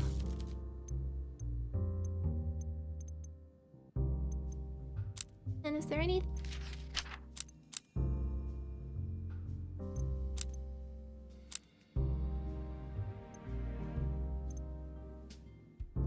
Macabre, it is a great word. You know anything about Alina going here, I suppose? Sure, Alina's been there. Oh, it's a really late. Not getting much from that. I have something on tomorrow. Thanks for the drinks. You're welcome. You're okay leaving Alina now. Hello, hello. What does a girl need to do to get a drink around here? Do you want another one? Evening, Alina. Let's catch up on all the gossip. Oh, what else can you tell me about the drinks you like? My favorite has to be the poison drop. Nothing tops that one. Very specific. Hey, if you don't tell people exactly what you like, how will you ever get what you want? Good point. Better than Maria's anyway. That woman likes tomato in her drinks. It's indecent. so we can ask all of... Oh wait, we only have 4. Risk, dating, job, nightcap. Let's start with friends. Well, I see we'll be probably getting... I'm afraid, dog. Wanna join in too? Don't snort into the mic. Who are the people who came with? You know, I don't particularly like the nouveau riche, or the oldo riche.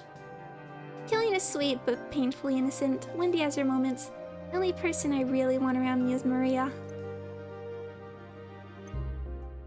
Why do you socialize with them? Wasn't it useful? The wealthy don't see us as people, we're tools, so I've sort of adopted that mindset. But you're rich. You're not getting it. I was born poor. That stain stays with you. For Killian, he was born middle class, so he's closer to home.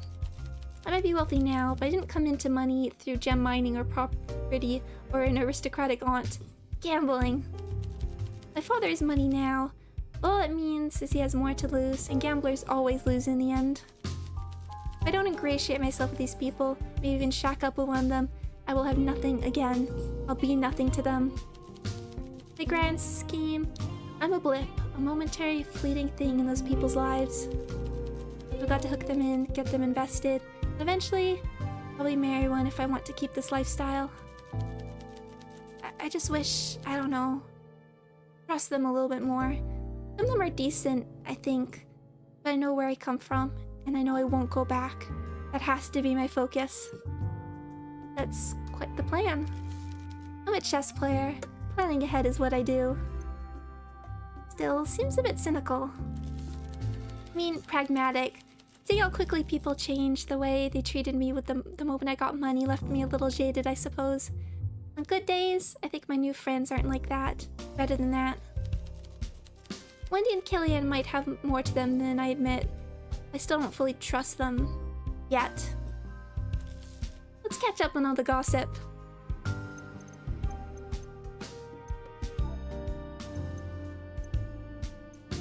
I'm gonna save that. How are you finding your time here? Doesn't crowd mostly. There's a few people here that I'm not on great terms with, but it's a bar, so that's to be expected. Ooh, oops, who? I'd rather not get into it, honestly.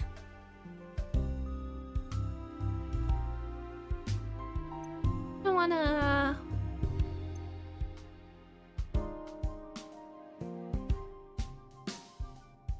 Maybe we'll wait till she's more drunk.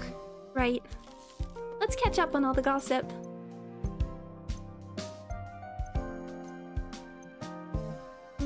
What do you do for work?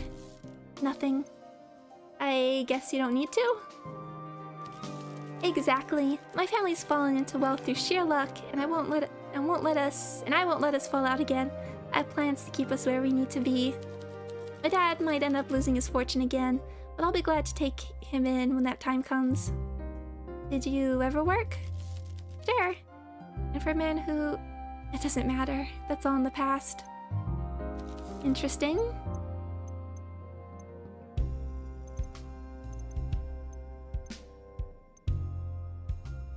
What do you know about Natalia Reed? I'm not talking about that evil floozy. I'm here to have a good time. Elena seems very guarded about that topic. She also seems to know something. Perhaps she's more talkative when drunk. Okay. Now getting going. See you later. Ding ding.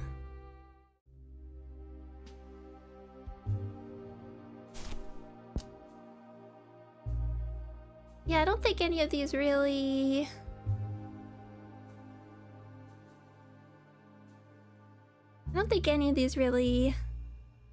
can have connections necessarily.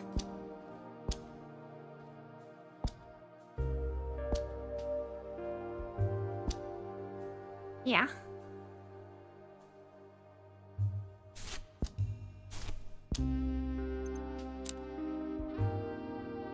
Well, these are good things to have. Oh, organize.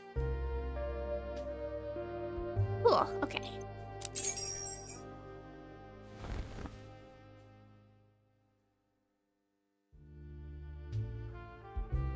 Thursday. Who have we got? Oh! Oh, by the way, I read The Stranger recently. Ooh! What'd you think? It's been a while since I read it. I'm looking forward to when we go back to it.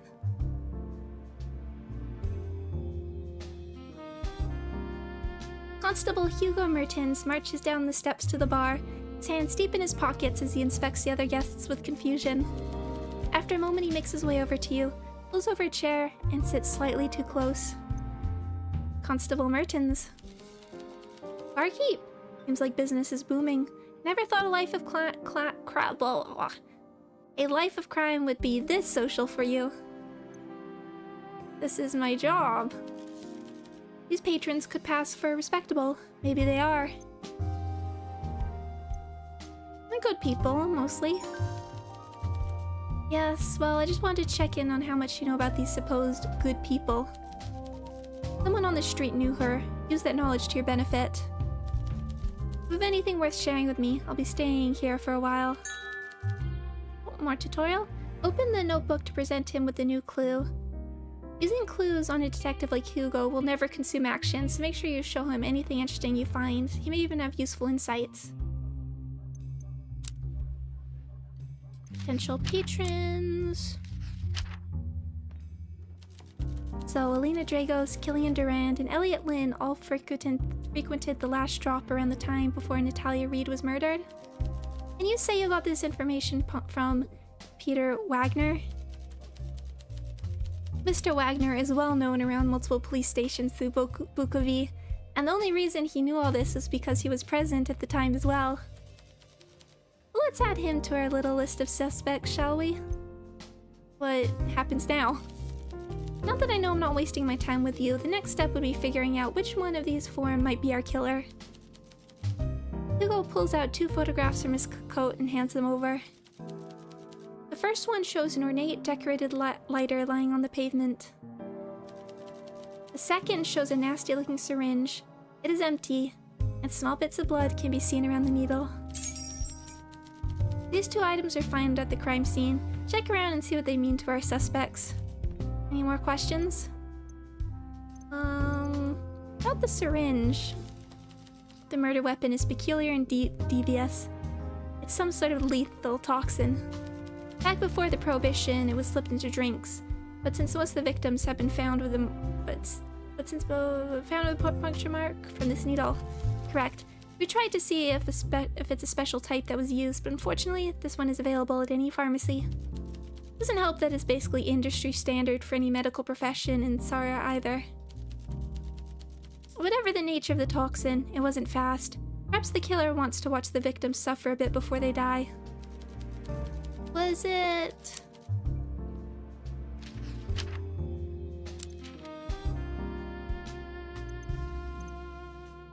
Was it Killian who had the doctor parents?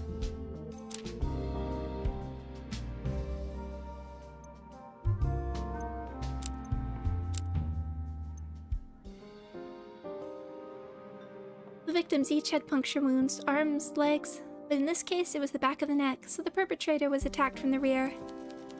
The tests we have run so far are currently inconclusive. Damn it, this was back in Belgium. I'd have known how to find better toxologists. Maybe it's Belgium, like Belgium. Do you know any toxins that have these effects?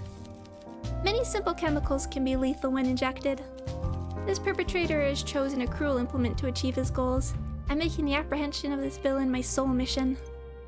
Gotta stop him. Tell me about the lighter. It was close to the body and it's quite ornate. It has a pattern on it, metal flowers skirting the edges. I asked around at a few tobacco shops and always got the same answer. This one is custom made. We might guess that the killer's a smoker. Only a few million of those. Yeah, that doesn't narrow the field too much. All is clear. Good, one last thing. Hand over your notebook. Place the notebook in Hugo's outstretched hand. He pulls a pencil out of his pocket and quickly adds a new section at the back. After looking it over one last time, he hands it back. I added spotted some questions I need answers to when reporting my findings about the case. The detectives at the station use this method to put together a case. I intend to do the same. Okay, sec. Hey dog, calm down.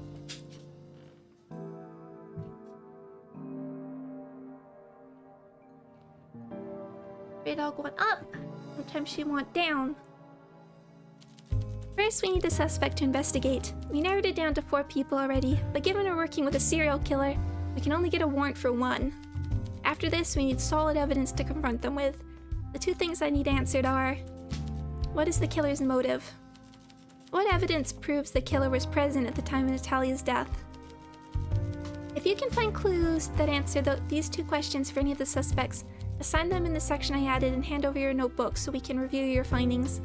You can only submit a suspect once. You have to be sure, and you should also consider evidence that might clear a suspect. Will that be enough to convict them? Let's oh no. It's much easier to get a confession when you're presenting solid evidence. And there, it becomes a lot easier to arrest someone. Don't make me regret my choices here. I trust you with enough information to get me in an uncomfortable position. Let me down and I'll make sure things become very uncomfortable for you. Got it? Yep. Very well. Yeah, let's take a look. Hugo has added a brand new case tab to your notebook. Let's have a look. Open the notebook. Check this out. Ooh. Ooh, this is fun. In this case file, you'll find an overview of each suspect in the case. The evidence you have collected so far on each suspect will be displayed here. The case file displays clues that show suspects' brain, motive, and the evidence that proves they could have committed the crime, as well as any potential defense that rules them out as a potential culprit, such as an alibi. Once you're confident you know who the culprit is, you can press the Submit Case button at the bottom of the page. Doing this will summon Hugo. He's our summon now. It's a Bahamut! You have Hugo, who will review the pages of the case and look at the evidence you have collected with a critical eye. For now, press the X in the top right to exit the notebook. No, I want to keep looking at this. You're already in a conversation with Hugo. If you're already in Hugo, blah blah blah, like you're now, you can also press this button in the bottom right to submit your case. Once you submit a culprit, your answer can no longer be changed. You only get 1 shot. If you submit your case before the deadline is passed, Hugo will leave to present your case to a superior and won't return until the final day. Okay, so that's how this timeline works. It's up to you to find evidence on all suspects and figure out who is innocent and who is guilty. Their fate lies in your hands. Good luck, bartender.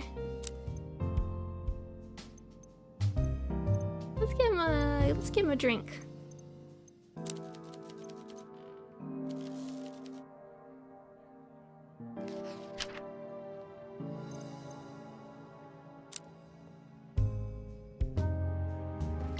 Morning prayer.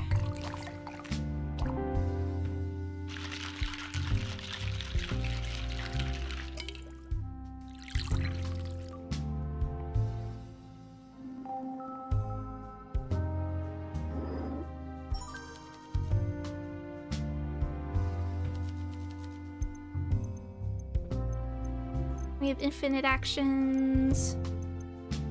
I want to know who I'm working for. Have a good night, King. Thank you for hanging out. Constable Hugo Mertens. That's all you need to know. Favorite color? Blue. Hobbies. I am partial to pointless conversation and wasting my time. Okay, I won't ask. Okay. Not now. Doing okay with him. What sort of drink do you usually like? Something with coffee, why? My job to know. I suppose it is. You memorize everyone's favorite drink? I try. Well, that's an admirable goal. Well, let's not get too chummy. You want to scribble this in your little notebook. I like anything with coffee, because we drink it all in Belgium. Reminds me of home. Noting that down. You know Peter? Peter has a storied history with the Bukovi police. You can usually count on him being on the wrong side of the law. We're working off the assumption that Peter moonlights as a henchman for bigger fish. Maybe even the Bruga Boys gang under Carla. Makes me wonder whether a boss like Carla could have had something to do with all this. But she's white-collar, and more interested in larceny and laundering than murder. Why are you doing a detective's job? Because those guys are so busy chasing promotions, they forget to actually look for criminals. Blonde victims. One of them confided me how he figured out all the victims of the Bukovi Boulevard killer are all women. Look, now we can do triple alliteration, Bukovi Boulevard Butcher. He condescendingly told me to keep that to myself and be a good constable.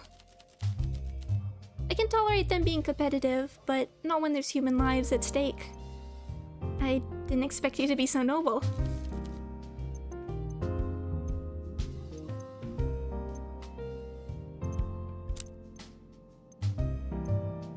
Do you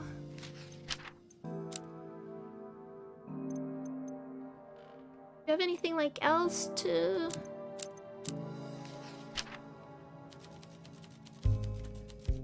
Okay.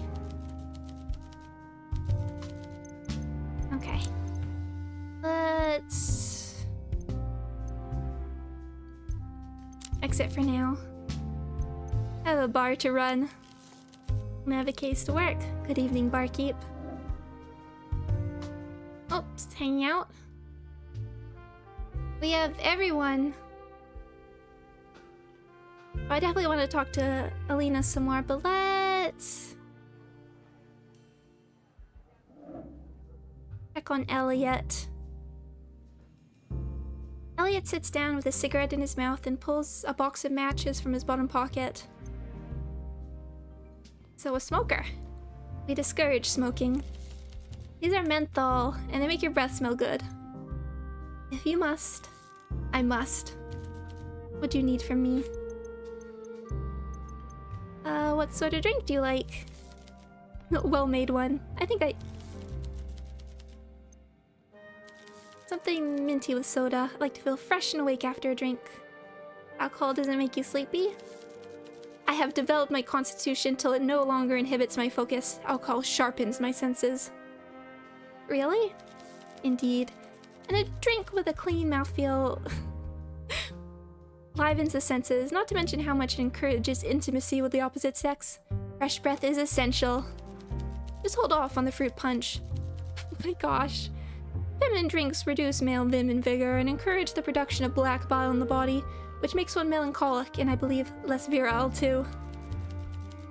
Pouring vodka into fruit juice is a waste, like a sophisticated gentleman wasting...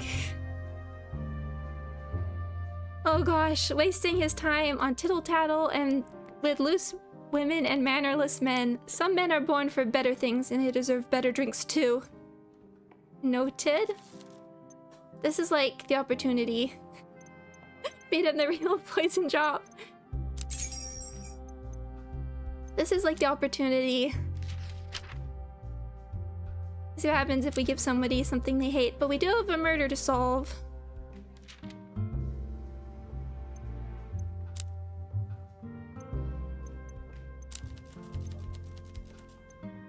This look okay? I mean, we know he really likes the mint punch, but if we could just get him a little bit more. Go for the copper bullet. The mint leaf.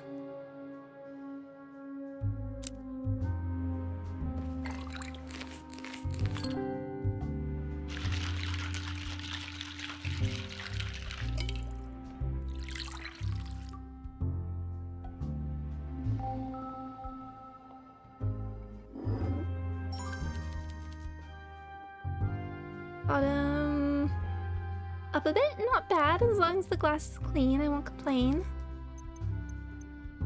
Okay, we can do our 4, but we also need to show the clues. Did you see what happened to Natalia Reed? I don't know who that is. Bukovi is a big city, why would I even remember her? She worked nearby. This is Bukovi Boulevard, everyone is nearby.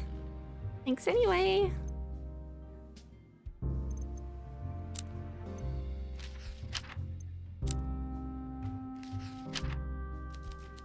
Lighter on the ground? People lose lighters all the time. What does this have to do with me? Don't you smoke, Elliot? All my life. Well, since school anyway. That makes two of us. I was trying to fit in with the popular lads. I didn't even have bothered. I'm not sure I even enjoy it anymore. What I really don't enjoy is the shaking of my hands when I can't find tobacco. If you have any tips for quitting that actually work, let me know. It'd save me a great deal of money. Keep my eye out for some.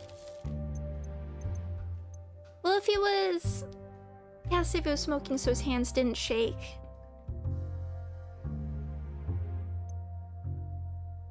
That'd be important.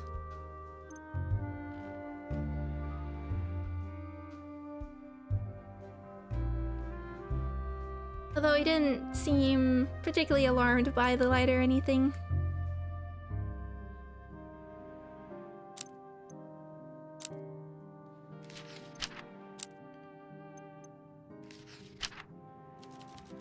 I don't know about a syringe. They're used by doctors and freely available at any pharmacy. What do you need from me? What do you do for a living? I work for the Arrondissement Property Registry. It's a very important position in the municipality, although often the plebeians treat me like a clerk rather than a senior individual with a great deal of power and influence. Do you enjoy it? It pays my bills and gives me time to pursue other interests. What else is there to expect from a job? I make more than most people, that's for sure. Is money important to you? No, but oh my gosh. No, but I find it's a good indicator of value. Right. I got work tomorrow, so I'm going. See you. Yeah. Didn't get much out of him there. See how Grace's friend is doing. Oh, bad mood. Father Lacy. Please share something happy with me. I need to talk to someone who is not confessing mortal sins. What did we give you before? I like the night count. But anything else? That is like choosing my favorite hymn. Too difficult. Surely something speaks to you tonight. Takes a deep breath and eyes the shelves like he is poisoned and they hold the antidote. You hold the rim of a glass like you're ready to serve. He taps his fingers along the bright wood of the bar top and clicks his tongue once. It'll probably be the night count that you serve here. It has a bitter aftertaste that resonates with me. Any reason? Much of life is bitter, might as well embrace it. Mix the bitterness in with other ingredients which makes it palatable. Right? Might as well.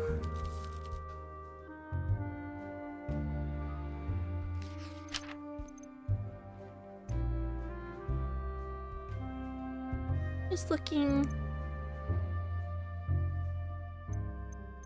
That gets you all the way up. We're not, I don't think we're specifically trying to get anything out of you now, so might as well. A bat! Like Batman.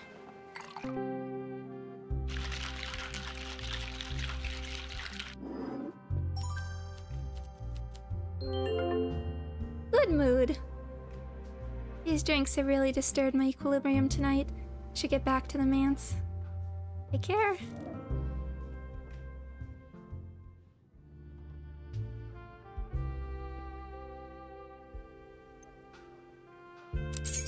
So now if we go to... We haven't got anything we can put here. What happens if we do this? It's just the cutscene.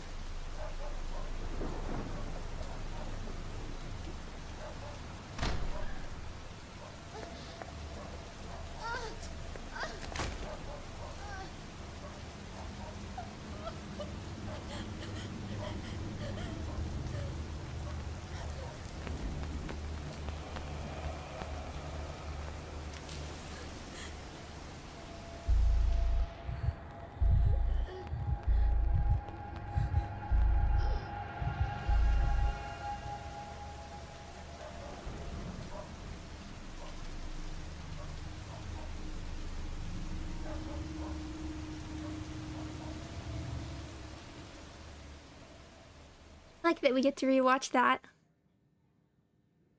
Now with more context. Let's talk to Killian first. Bartender, we meet again. That tends to happen if you visit. What can we...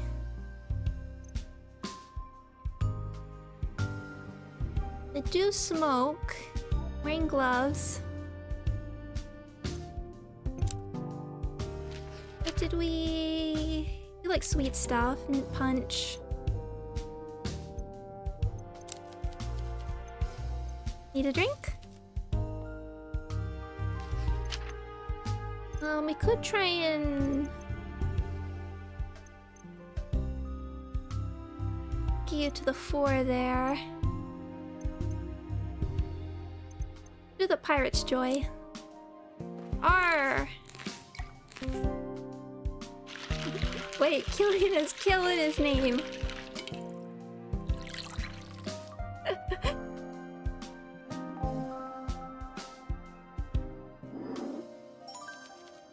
I guess I could get used to this. What do you have to say now? Oh. You wrinkle your nose every time you take a sip. Ha! You're right, I don't enjoy this. The drinks are well enough made, but I simply can't become accustomed to the taste. I must persevere. You don't have to, you know. Oh, hey dog, are you back?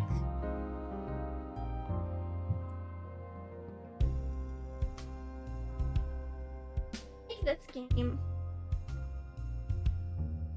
Everyone was smoking back then.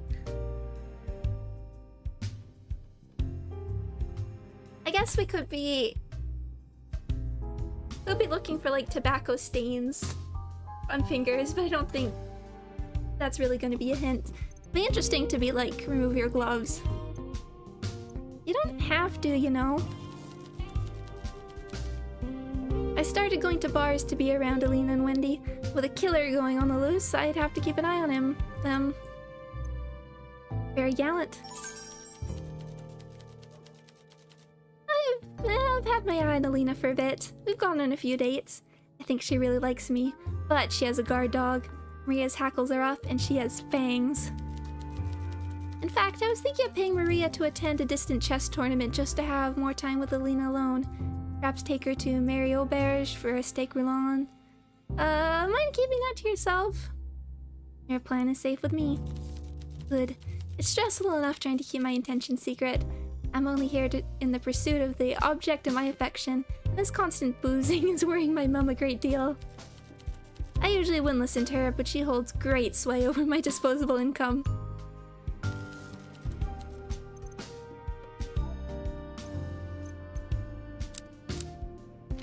What do you think of this? Lighter. A lighter? Goddess, I'm not sure what this has to do with me. Are you a smoker, Killian? Oh, I was wondering if he doesn't like drinking, maybe. And if everyone smokes, maybe he's scared to admit he doesn't like smoking.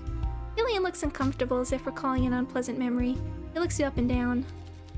Absolutely not. The son of a doctor knows better than to engage in such unhealthy habits. Despite his words, Killian twitches nervously. Smart man.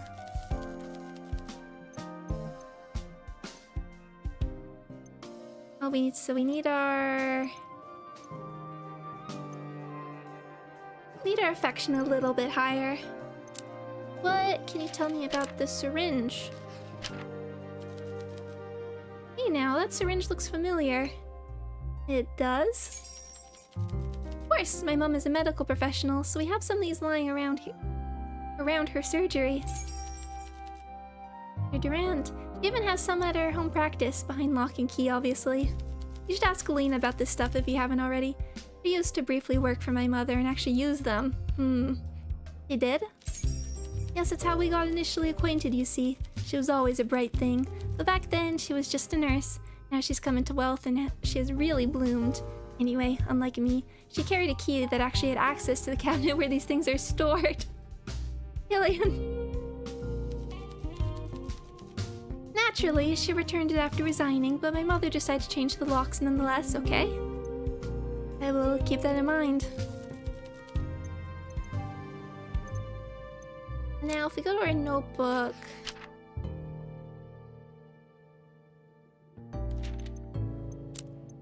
Yeah.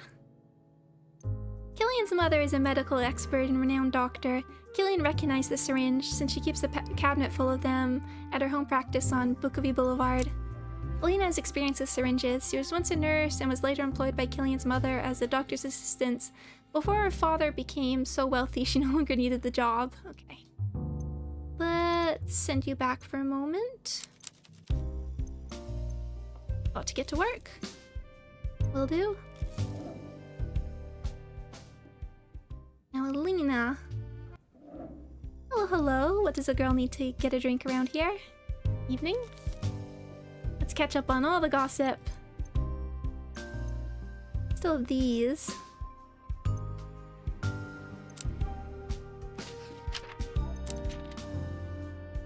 We don't know exactly what she likes. What did she say?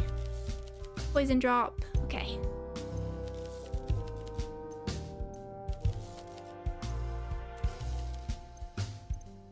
And how much does that get you drunk? It's only 3. We wanted to get you to... Could get you... This won't give us many questions, but...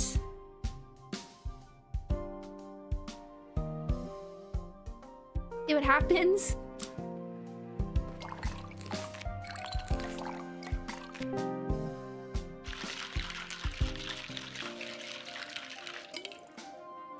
Experimenting with the mechanics.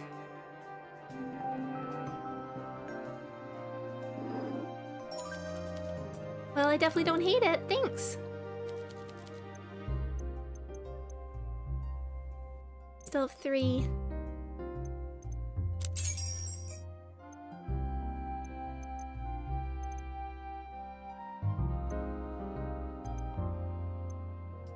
What do you know about Natalia Reed?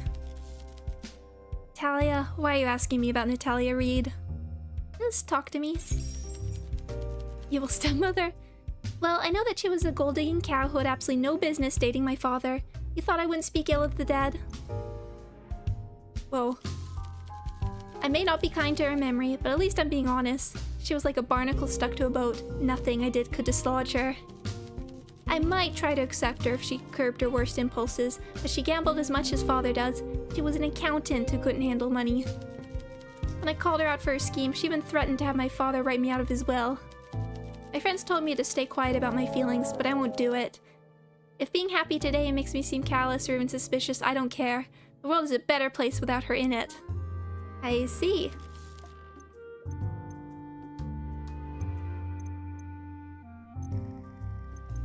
Bad mood now.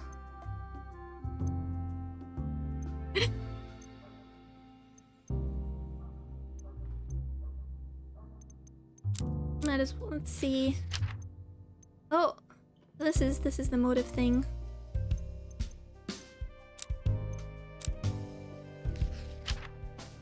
Evil stepmother. Natalia Reed's murderer? What's this about now? Do you resent Natalia Reed? Yes, and I wasn't the only one. Are you happy she's gone? That's dark. What kind of woman do you think I am? You know how she died? Some sort of poison, right? My dad mentioned it. Horrible way to go. Wouldn't wish that on, well, her. The fact that someone out there is sick enough to do something that sadistic is sort of terrifying. Why I don't come here without friends. Well, that and the fact that drinking alone is deeply depressing. No offense to your clients. I'm taken, I'm sure. Gossip.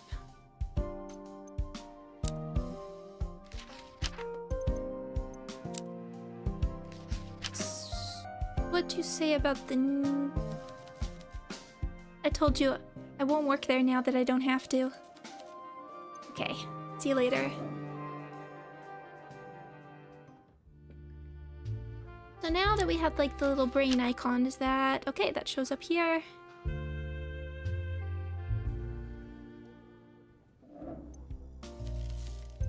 Do you have anything new to say? Elena's not capable of such things. She's a lady and a good sport. Mostly. You should redirect your investigations. Okay, now you're gone. Talk to Hugo in a minute, but let's just finish up with our other friends. Good evening. I wouldn't mind a sip of something after a long day of reading. Evening, Mr. Floare.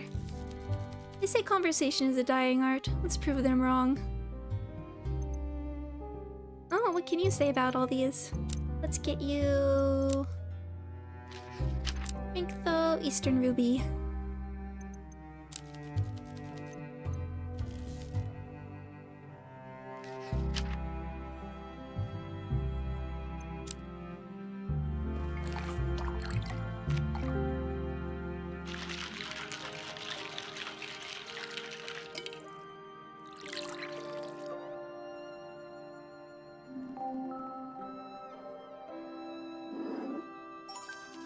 You know me too well. This is my absolute favorite.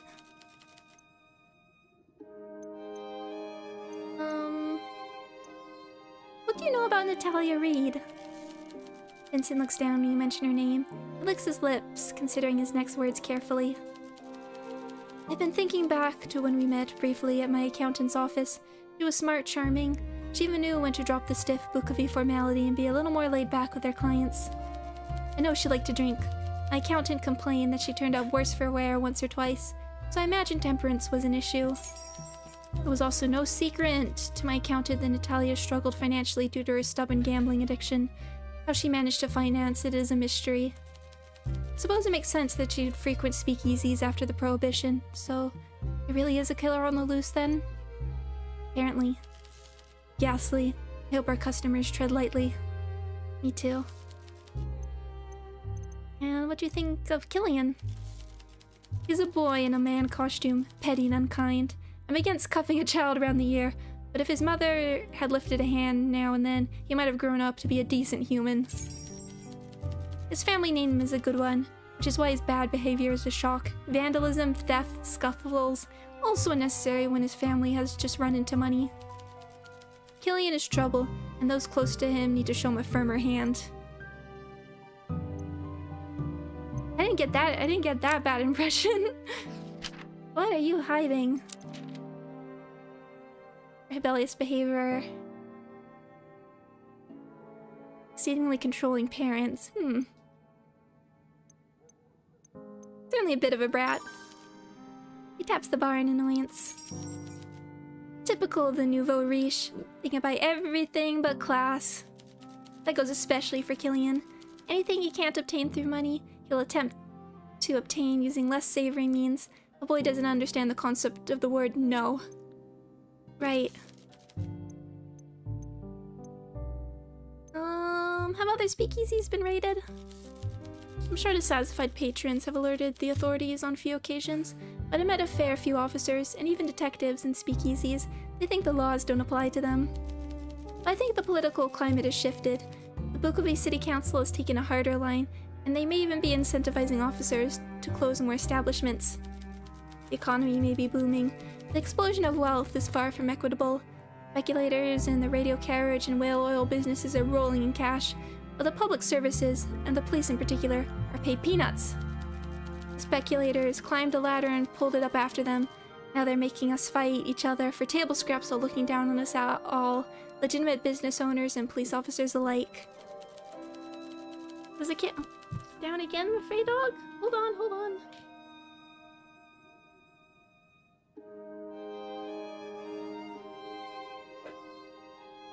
There's a cadence to his voice that makes him sound cold and unemotional as he speaks about it. It's like he's rehearsed this topic, or maybe he's gotten sick of talking about it. I'm rambling again, so let's change the subject. I wonder, would you have anything to say about these?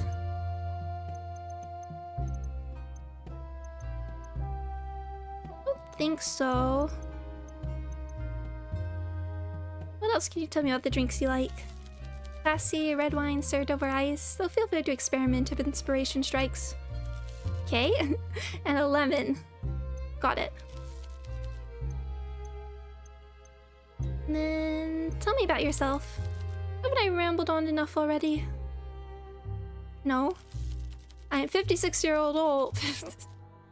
I'm 56 years old, so I was around when all the money started flowing into Tsara.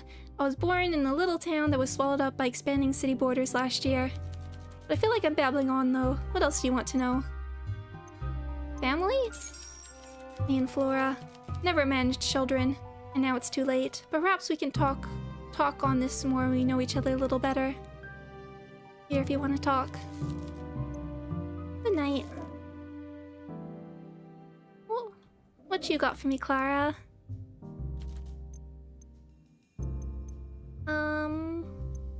What did I give you before? Copper bullet. Need a drink? Okay.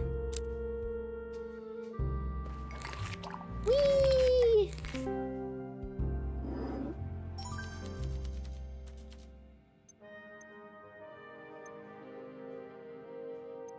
Why? What do you know about Natalia Reed? I guess I've seen her a few times before the murder. She was in the Spire Lounge in a hotel a lot. Same with Elliot, Olivia, and even Alina once or twice. Did Natalia mix with anyone else? I saw her and Olivia order together at the bar. That stuck with me, cause Olivia's kinda a big deal even amongst that lot. It even formed a crowd around her. I saw her hanging out with Elliot once or twice too, usually away from the bar though, over at the Vantage booths. Interesting. Yeah, now that I think about it, Alina brought Killian along too. I remember that pretty well because he asked me out. I mean, I don't wear a badge or anything, but do I look like I'm out there trying to date men? No, I get it.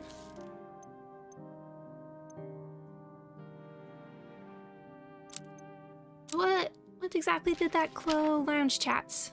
Natalia speaking with Olivia, Alina, and Elliot. Okay.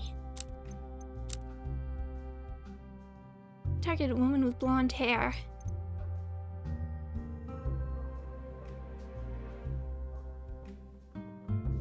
This is all blondes.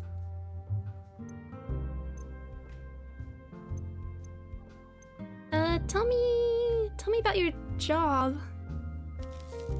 There's 5, maybe 6 interesting things about me, and my job is not one. You really want to hear about the hotel? I'm curious. Maybe we'll actually ask you about the lighter in case you recognize it. As like a third party. I'm a maid, believe it or not. I spend most of my time cleaning up after messy, entitled people. Before Prohibition, I worked at the mid-bar for extra money.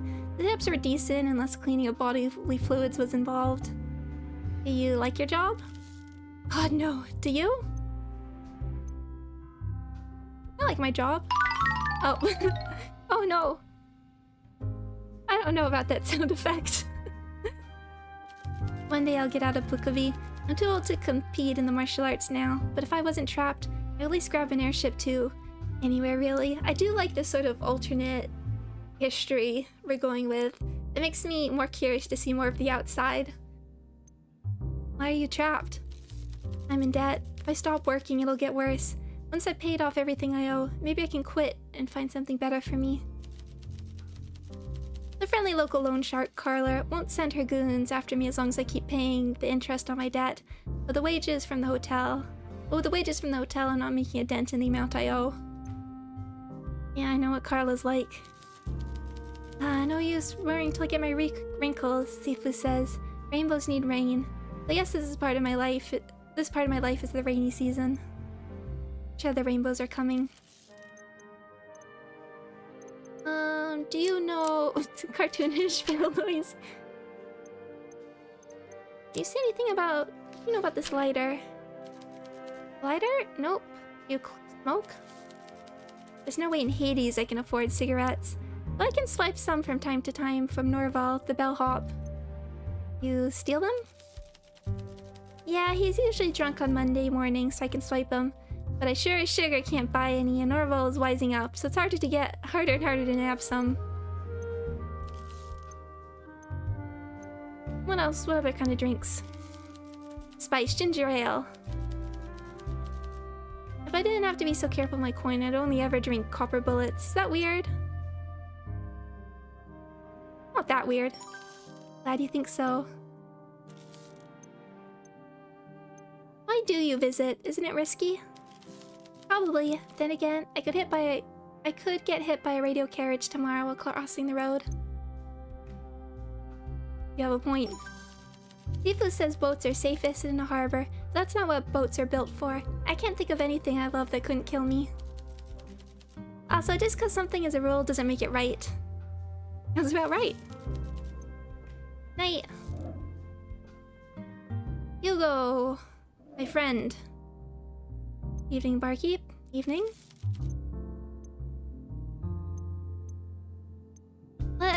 We got some new clues. What do you have to...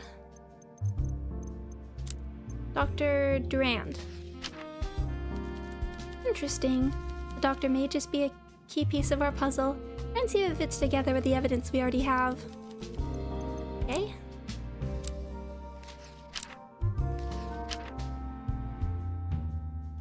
Interesting. So one of the suspects has been seen using syringes while working as a nurse. Considering what her murder weapon is, that's very interesting indeed. We can piece something together with this. Evil stepmother? I'm glad you're the one conducting these interviews. This is like something out of a radio drama, but it's a solid motive. Nice work. We still need evidence that Elena was capable of the crime. A murder weapon might be a good place to start. Talia's debt. She had debts. You should look into how this could be related to the case. Money is a powerful motivator.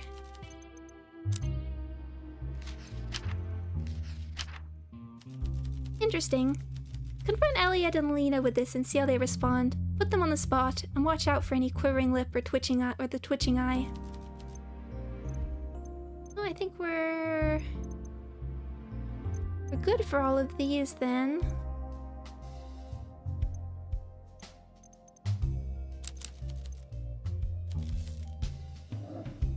Okay, let's see if we can match any of these.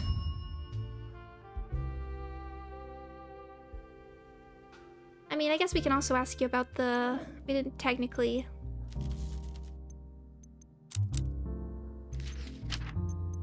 Ask about the lighter. Okay, do you smoke, Hugo? Barkeep, I am not a suspect.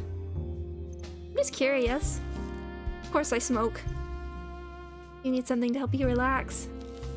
I'm an underpaid constable with a bulging caseload and a junior detective snapping at my heels while we both chase the same promotion. Tobacco is the safest stimulant I could choose. Right, but aren't cigarettes expensive? I don't know what you're hinting at, but that's enough now.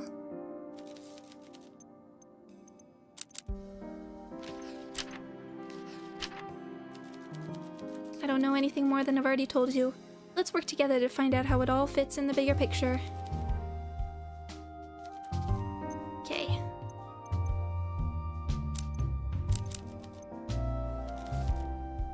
I think that, let's see if we can...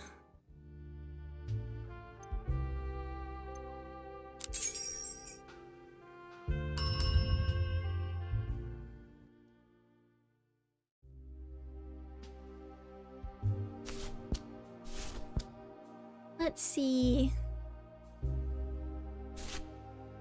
Dr. Durand and Alina's old job. Oh, that didn't get.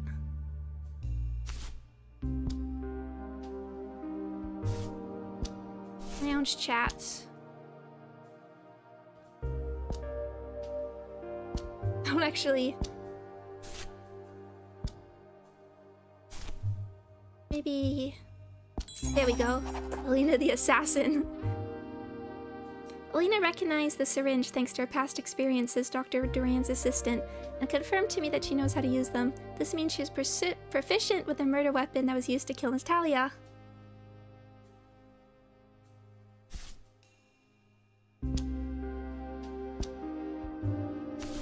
Yet.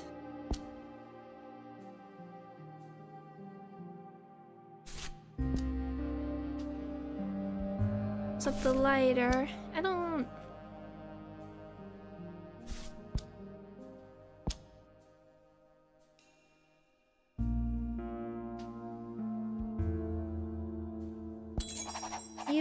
killer Killian.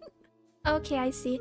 Killian recognized the syringe because his mother, a doctor, uses them commonly at her own practice. This means Killian had access to the weapon that was used in Natalia's murder.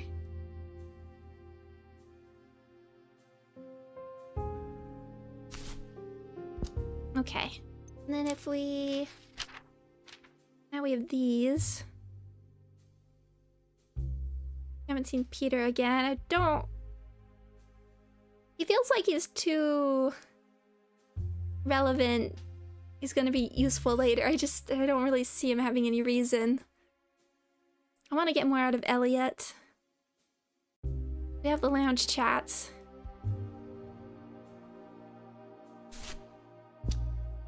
This is an interesting way of doing it.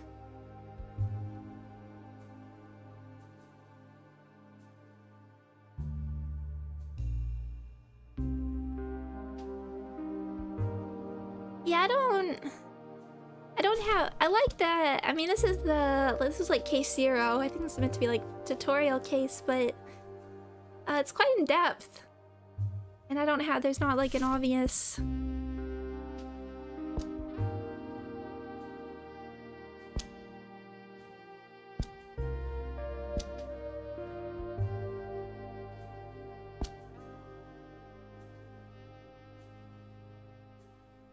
I don't feel like there's an obvious victims.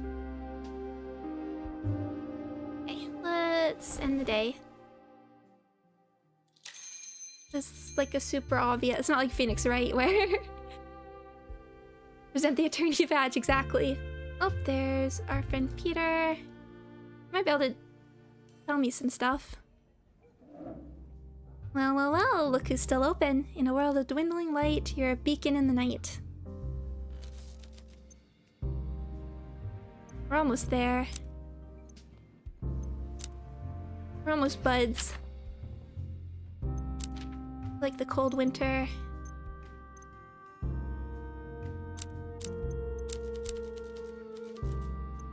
A drink? Who knows what I'll say?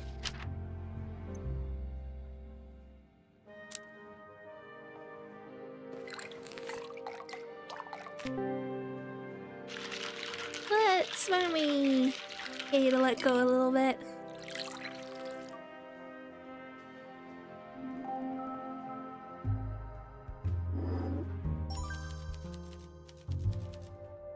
Okay. Well, now can we... Yeah, Peter gives those ally with shady methods vibes. Yeah, I believe him when he's like honest about the job. So can we ask about this? Okay, so... Oh wait, we need to be this one. How's work these days? Sure, I'll play along with this amnesia of yours. My job is the same as ever. I'm a problem solver, and when the problem I solve is this, what do you do when someone who owes you money stops paying you? I make sure agreements are kept and no one breaks their word. In a way, I help all parties involved, because one way or another, the deal they made won't be broken. Where possible, I hope my business never involves my friends. Business is never personal for me. But the way I do business, some people take it real personal. Understood.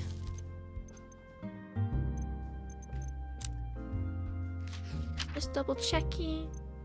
Peter's job.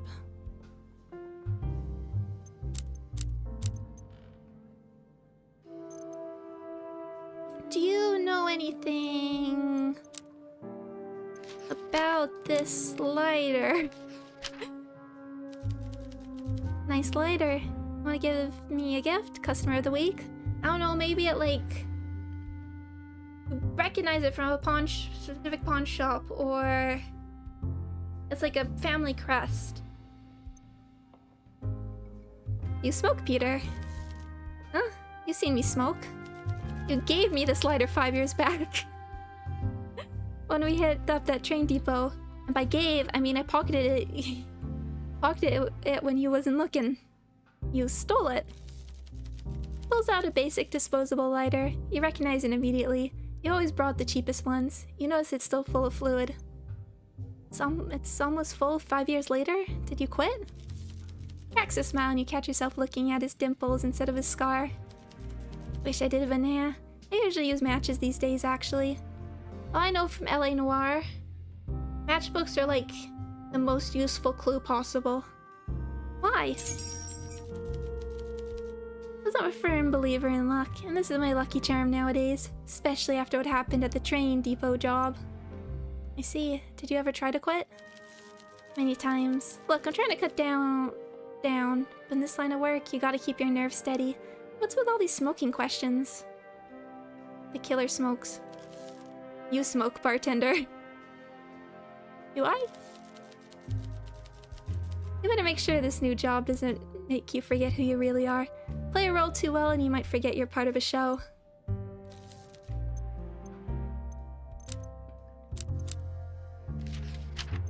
Peter's matches.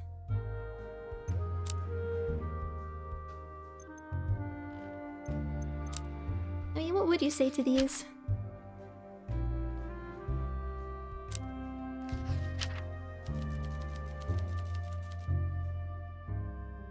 Yeah, just like I told you. And my job is nothing to do with your wee investigation. Dead men pay no debts. Or women. But should we assume the killer actually smokes? I mean, we saw them like throw in like the little cutscene. They threw you saw them like toss a cigarette.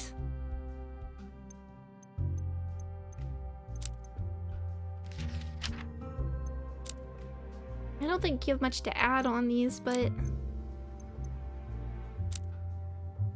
what do you know? Lena's old job. Well, if you had debts, you would actually know about this. Natalia's finances. Do I look like a banker? Heard she was in debt. She was a gambler and a drunk. Both are expensive hobbies. Have you ever collected money for your boss? You know I have. I'm the muscle. And the money is heavy. Did you collect from Natalia? Peter leans across the bar. We got the music change here. It's close enough that you can smell his cologne. You expect him to tell you a secret, or perhaps whisper something, but he doesn't. Instead, he waits until you meet his eye before he speaks. Did you? No. Now, did you have a real question to ask me, like, did you kill her, Mr. Wagner? I don't think you killed her. Glad you still know when to back off. I see. I don't have to explain this to you, but dead people can't pay back their debts. I got no business writing off credit like that. Well, I won't go home, but I can't stay here. Make sure you don't get into any mischief while I'm gone. That's my job. Will do. Good to know. Let's see if we can get anything from Olivia. Olivia's debt. Yeah, so you also talked to her. Not that you're a proper suspect. Come to think of it. I guess if you have... I wonder what it takes to actually submit this. Do you need like all three for one of them? It has been quite the day for me. More negotiations, more drama, more rehearsals. Exhausting. Makes a woman crave a cold drink in a deeply comfortable chaise lounge. I can help with one of those. She presses her long fingers together, her mouth slightly agape as she leans in close. The maid girl, the one that works in the hotel, Clara. Avoid her. She is what I would describe as trouble. Whoa. I once saw her fighting with a known criminal. Not just any criminal either. One of those henchmen of a certain mob boss. Henchman? Yes, I'm surprised she isn't dead, if I'm honest. When I saw her here, I immediately knew I should warn you. I like this establishment, and I quite like Vincent when he's sober. I wouldn't want Clara attracting trouble. Leans back in her chair, the serious look on her face now replaced with a serene smile. That's all I need to say on the matter. I trust we understand each other. Right. So we do have plenty. Let's get you a drink. Need a drink, Miss Carmine? We know you like... Wonder if we can get you to...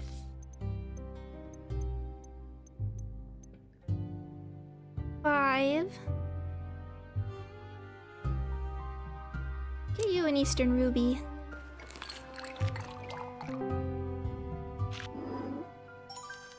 A nice flavor, darling. Good work.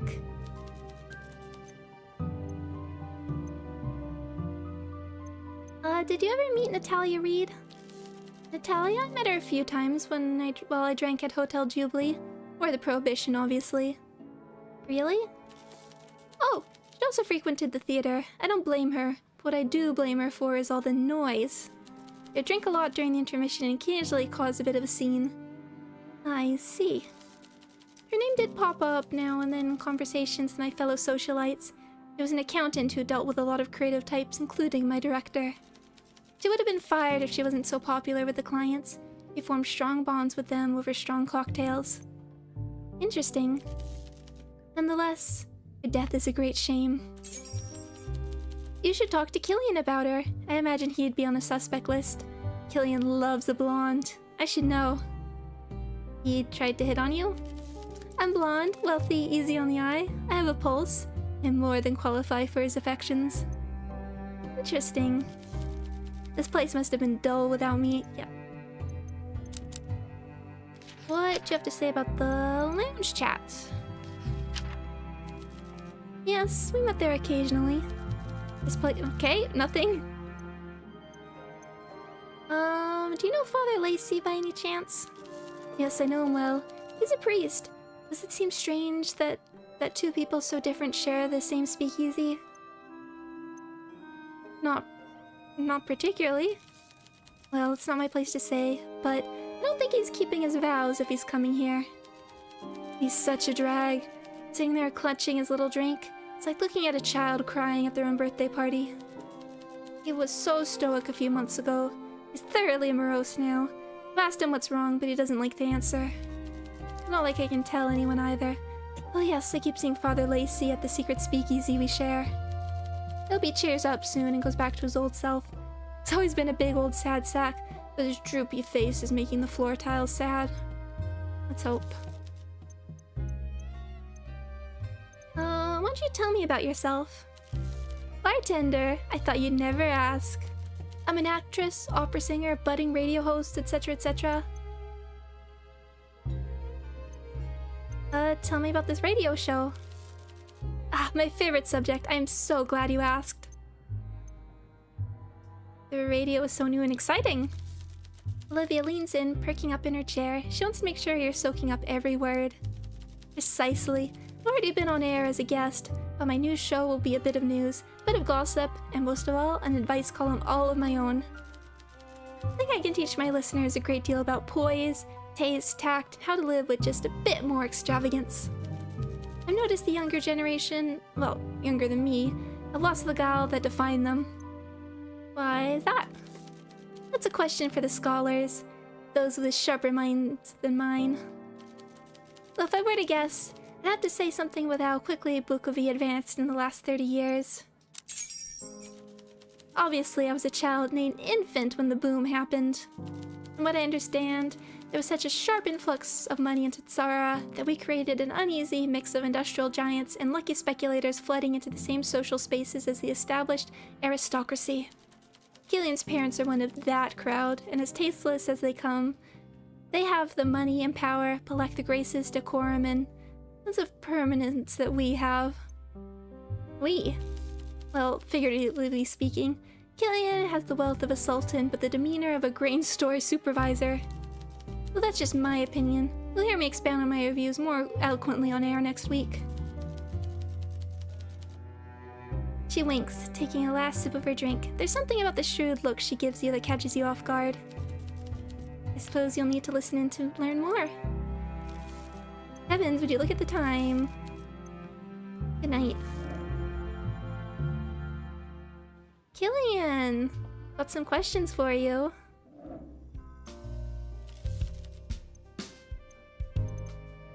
You want to get your likes up a little bit. Need a drink?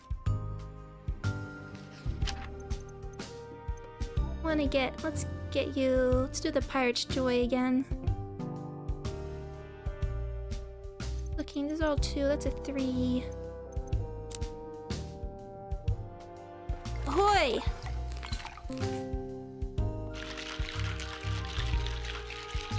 Ahoy!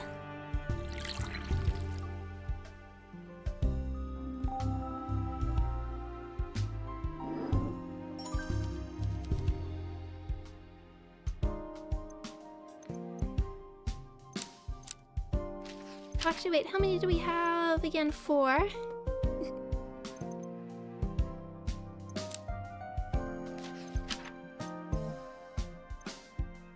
Lounge chats, lover boy. The lounge chats first. Perhaps I'm a bit slow. I have no idea what you're talking about. Sorry? Okay, that didn't...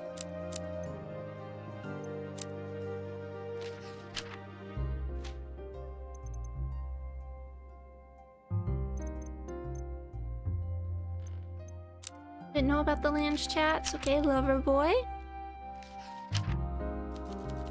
I missed. I'm casting a wide net, but patience yields dividends. I'm due a catch. That's the only thing? Can we ask this? Alina's old job, Alina's debt.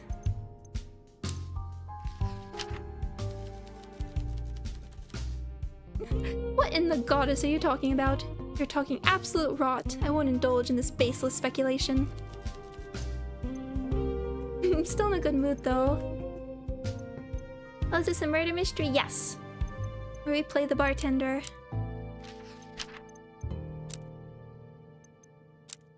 What do you think about Alina? No, that can't be. Alina? She's a decent sort. She turned the keys in when she quit, and the locks were changed. Okay, didn't get much from that. Maybe we should give him his preferred drink. We can raise the affection a bit.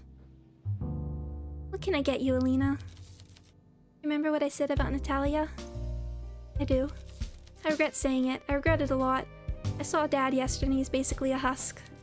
I didn't like her, and yeah, she was a floozy, but making fun of her dying like that, that's not me.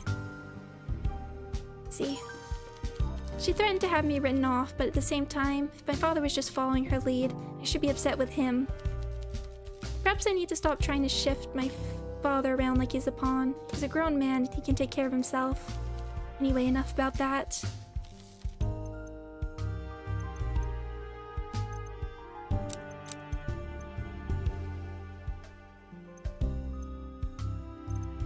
We want to ask about the guilt. Maybe I'll just get you the drink you like.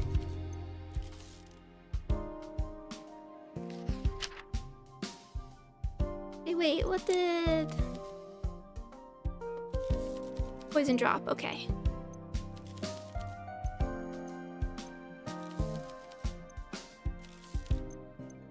Let's get you a poison drop.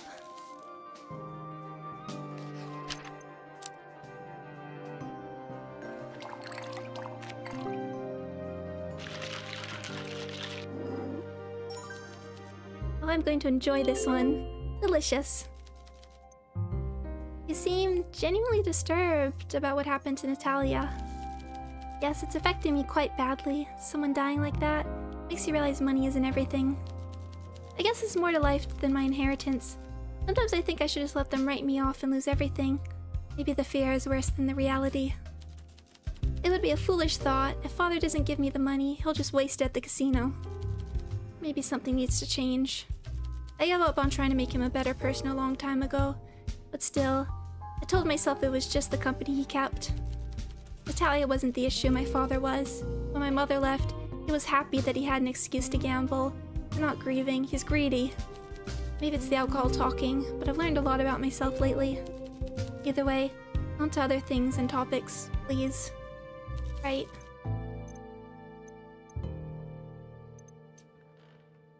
I want to ask... There's other things to ask.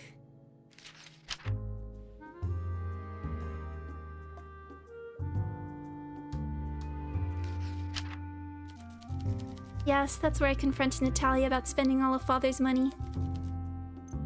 Okay, not much there. I don't think it's worth confronting.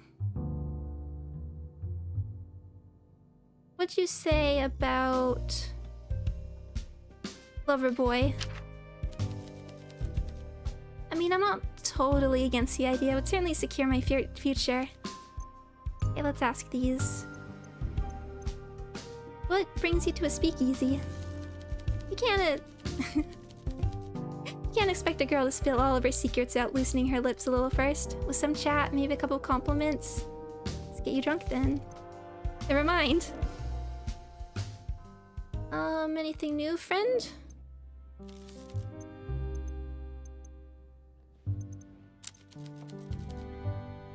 A drink?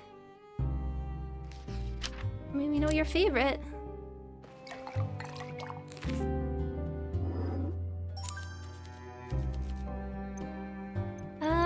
When did you open the bookshop? Bookavy Books has been there for over a decade now. Are you a fan of literature? I am? I never took you for the educated sort. Mistake on my part for sure. It's always nice to meet a fellow enthusiast. The book depositories in this district are in a shocking state. Nothing but grimy, lurid bestsellers. Nothing of note from local writers. I enjoy foreign literature. I fear with how the publishing industry operates, it's hard to notice the books that were created in our towns. Bukovi is a thriving literature scene, but is dying because of this influx of exotic, lightweight fiction. We both know I don't need to work, but a man has to have a hobby, and if that hobby is meaningless, then what's the point? Bukovi's golden age was once cultural, music, books, opera, but now our industrial might swells while our souls shrivel. I might just be a lonely bookshop owner these days, but stocking this place with the books I love means the world to me. Does that make sense? It makes sense.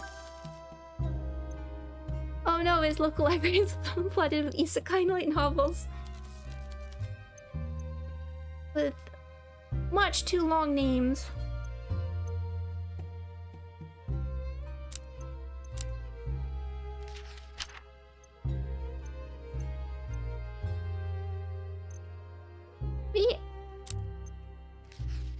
What do you have to say about this lighter?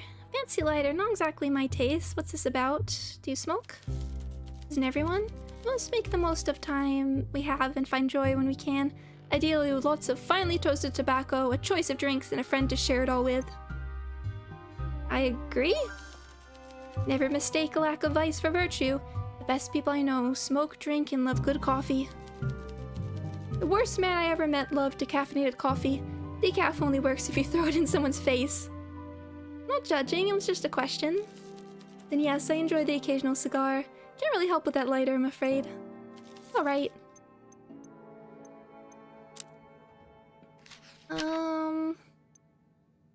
You did know stuff about Killian's reputation. Killian going around attempting to charm blondes? Yes, that sounds about right.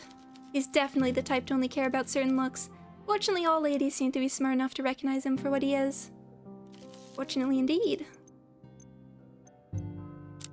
And...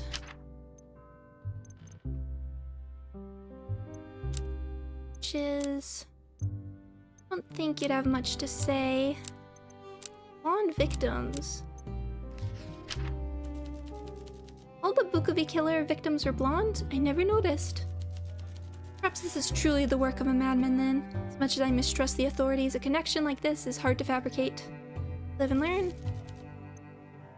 Live and learn! Evening?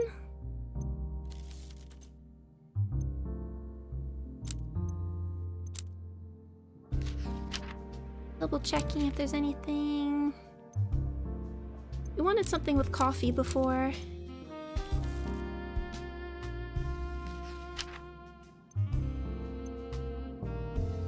Don't want to... Let's do a wake-up call. It's an alarm clock. Ah, perfect. Well, as perfect as a crime can be.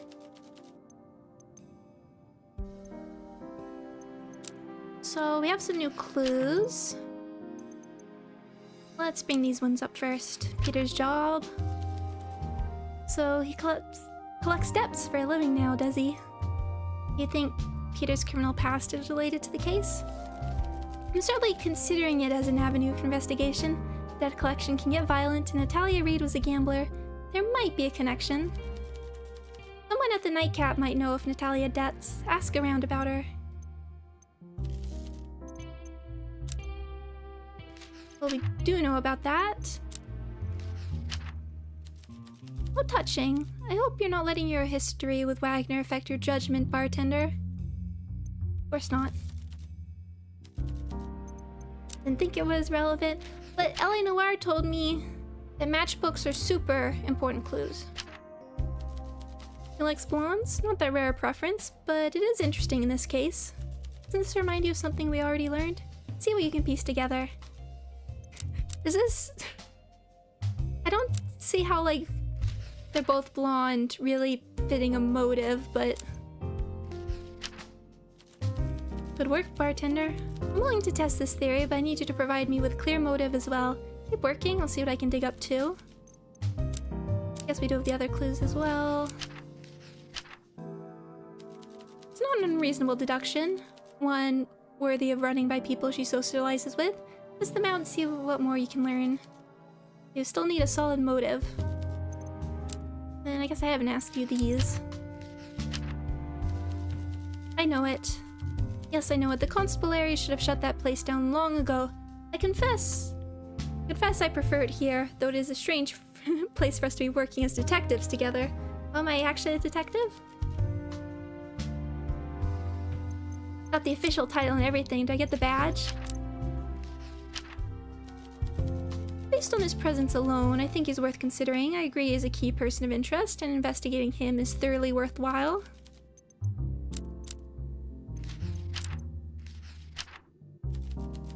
Asking a criminal about a crime, smart. What will you find from this line of investigations? We can't fail to follow any leads here.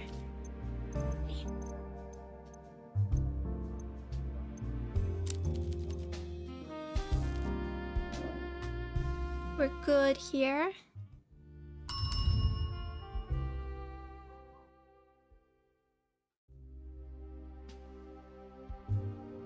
Let's unlock some of these. Let's do this one.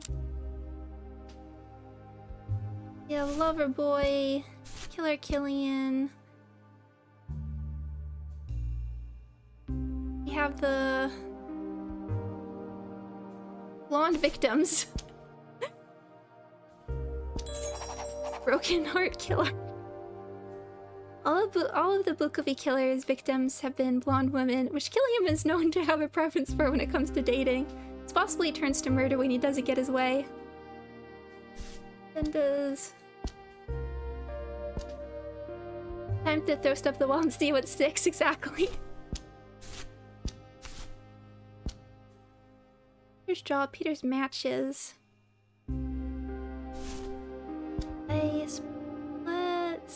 Where's the debts? Criminal collector. Peter collects debts for a living, and Natalia was in serious debt due to her gambling addiction. Peter's boss may have ordered him to kill Natalia when she can no longer pay up. Just don't really need to get Elliot back. The defense is interesting. We haven't got any of those.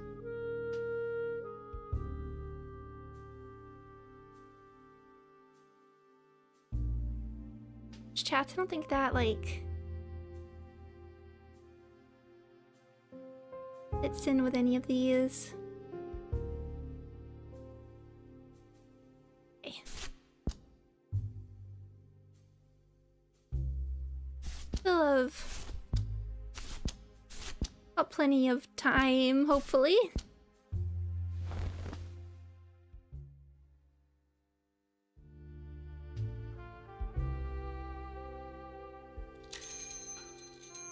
Elliot, there we go. Okay. One of those two. Clara sits at the bar but can't look you in the eye. She's quiet. You can tell something's off about her. You alright, Clara? I don't want to sound paranoid, but someone is out there. Someone dangerous. What? When I left on Thursday, I think I was chased. Footsteps were coming towards me, fast, so I ran. You were chased. Maybe I'll talk more about it later if you're interested, but for now...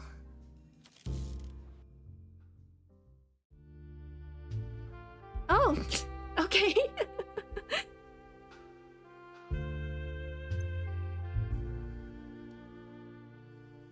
We did it! We solved the mystery. Feedback button. Just now. So I think the full one comes out in, I think it was May? I'm pretty sure it was like mid-May. Maybe like May 20th. I can check. But I definitely want to be playing more of that. We won. The lack of information. Congratulations. What can we think?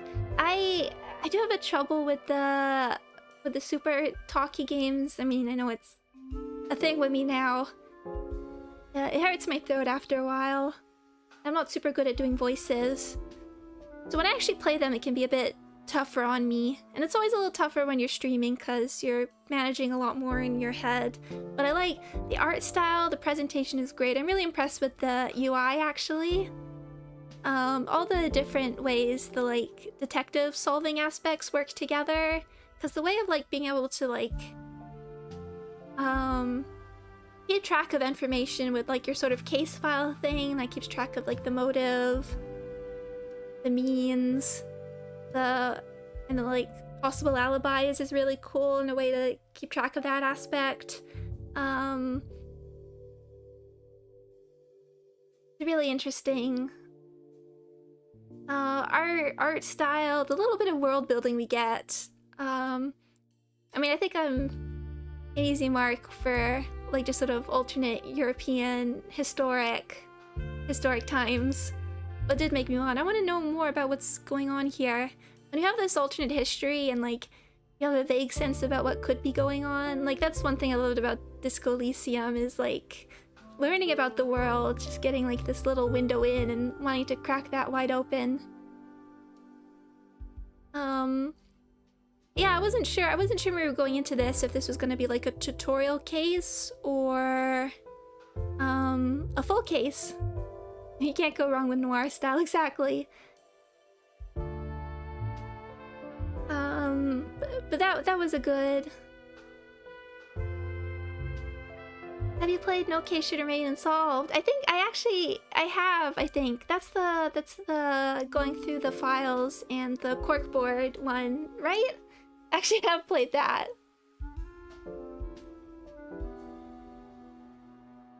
No wait, that's a hand with many fingers. What's No Case Should Remain? Oh no, that's the pixel art one.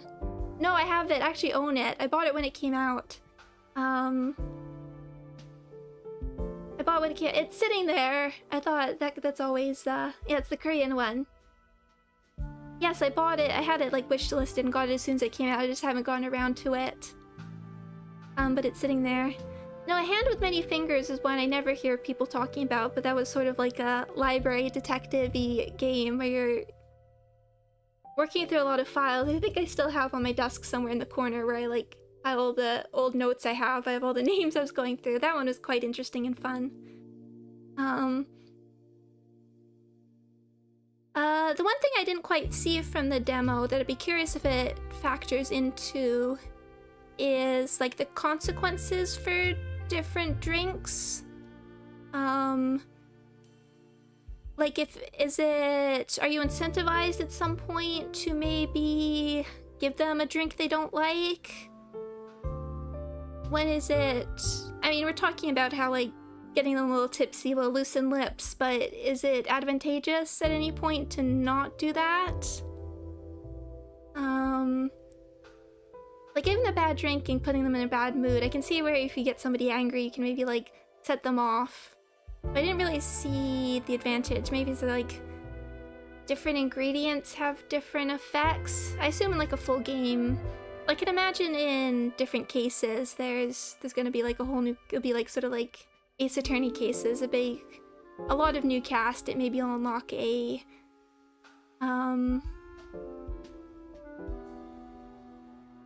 like more pages in the drink book, for instance. Again, just demo, but that's something I would like to see. I think the character voice came out really well. I mean, against the streamer thing of wanting voice acting, but the characters are so fun. I think if there could be voice acting, that would add a lot of personality, because the characters are strong. I like how awful Elliot was within like 3 scenes. But Hugo, Peter, Raw felt like recurring characters, and I already like them. Even oh yeah, I like that scene where you sort of like get too close to things and the music goes dark. That was really fun.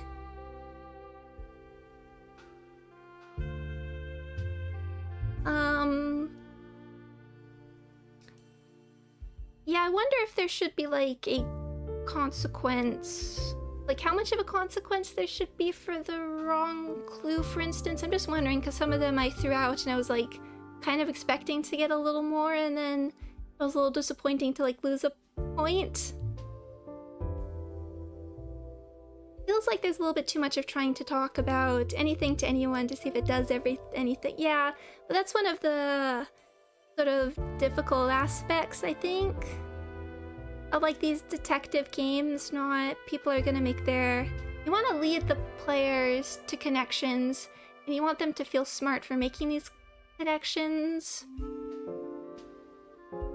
But sometimes you just don't, and like... I like mystery games. I totally admit there's times in Phoenix Wright where I've just had to present every clue because I don't know what the game wants from me. But there didn't seem to, for the clues. I wonder if there's some way to like... It was funny when they're like, they are relevant and they'll say like a line, but then you don't really get anything from it. But I don't feel that, I don't have that as like a strong criticism, and we seem to be given a lot of time. I mean, it's hard to tell there. I was keeping my eye on it, but I thought we might get the whole demo. Oh, May 5th. Okay, that's further, that's closer than I thought. I definitely want to check it out. I'll have to consider whether... well, May is being saved for Canto 8, but definitely... I'll definitely be getting it and playing it. I don't know if I'll stream it. We'll see if there's like big interest as well. But voice actor, if it does well, voice actor patch. But I'm really glad it popped up on my recommended, just because I was like, this looks so up my alley.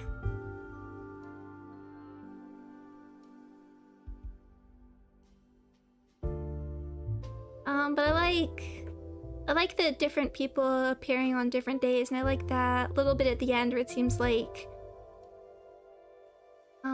stuff will happen as you go through the case. But I was wondering I wasn't sure if it were doing like the Book of a Butcher. Is that like the killer for the entire first case? Or I wasn't sure if it was gonna be like the whole game is spent with like a Black Dahlia killer in the background, for instance. Cause then I was like... Yeah, I wasn't sure if we were... Or is this like a copycat killer? Cause that's always... Cause like, I don't know if like some of them have motives, or... I don't know if all the suspects have motives for being serial killers. So that wasn't totally clear. The Steam page only shows this case. That's what I'm not surprised. That'd be a cool, like, episodic thing.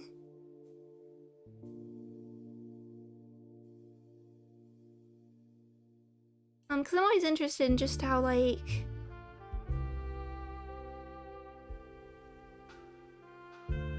How games try and figure out how to approach these.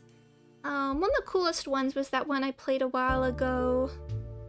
what's it called? The Devil Within Us? The Devil Among Us? Something like that. That had a really interesting timeline system to try and be able to like find contradictions. That's something we didn't actually really see, people contradicting themselves. But again, all stuff for the future. But for me, big points for just aesthetics, art design, music, UI design. Really, really well done. So thank you all for joining me for this. As I said in some other streams, maybe No Case Shall Remain Unsolved might be a good thing, because I don't want to start anything new right this minute or go back to like a bigger game. I want to do some like Yu-Gi-Oh! And smaller in-between stuff before Canto 8. Could be one short story, but hoping there's more cases. Me too, it just, this whole system feels... Because we already...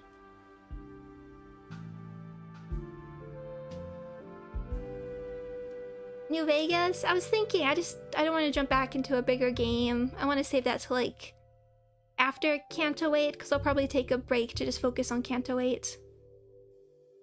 Unsolved is only a few hours. Yeah, I was thinking about that now that I was reminded, so I was looking at like demos and other stuff. But anyway, thank you everybody, thank you for joining me, and I always super appreciate that I have an audience that's willing to let me just try stuff out and everything. Lets me play the stuff that I enjoy. Have a lovely rest of your weekend, a lovely start of your week, happy Easter. Oh, thank you very, very much. You enjoy the emotes, I really appreciate that. Oh, thank you for coming by, I appreciate it. I'll see you again soon, bye bye.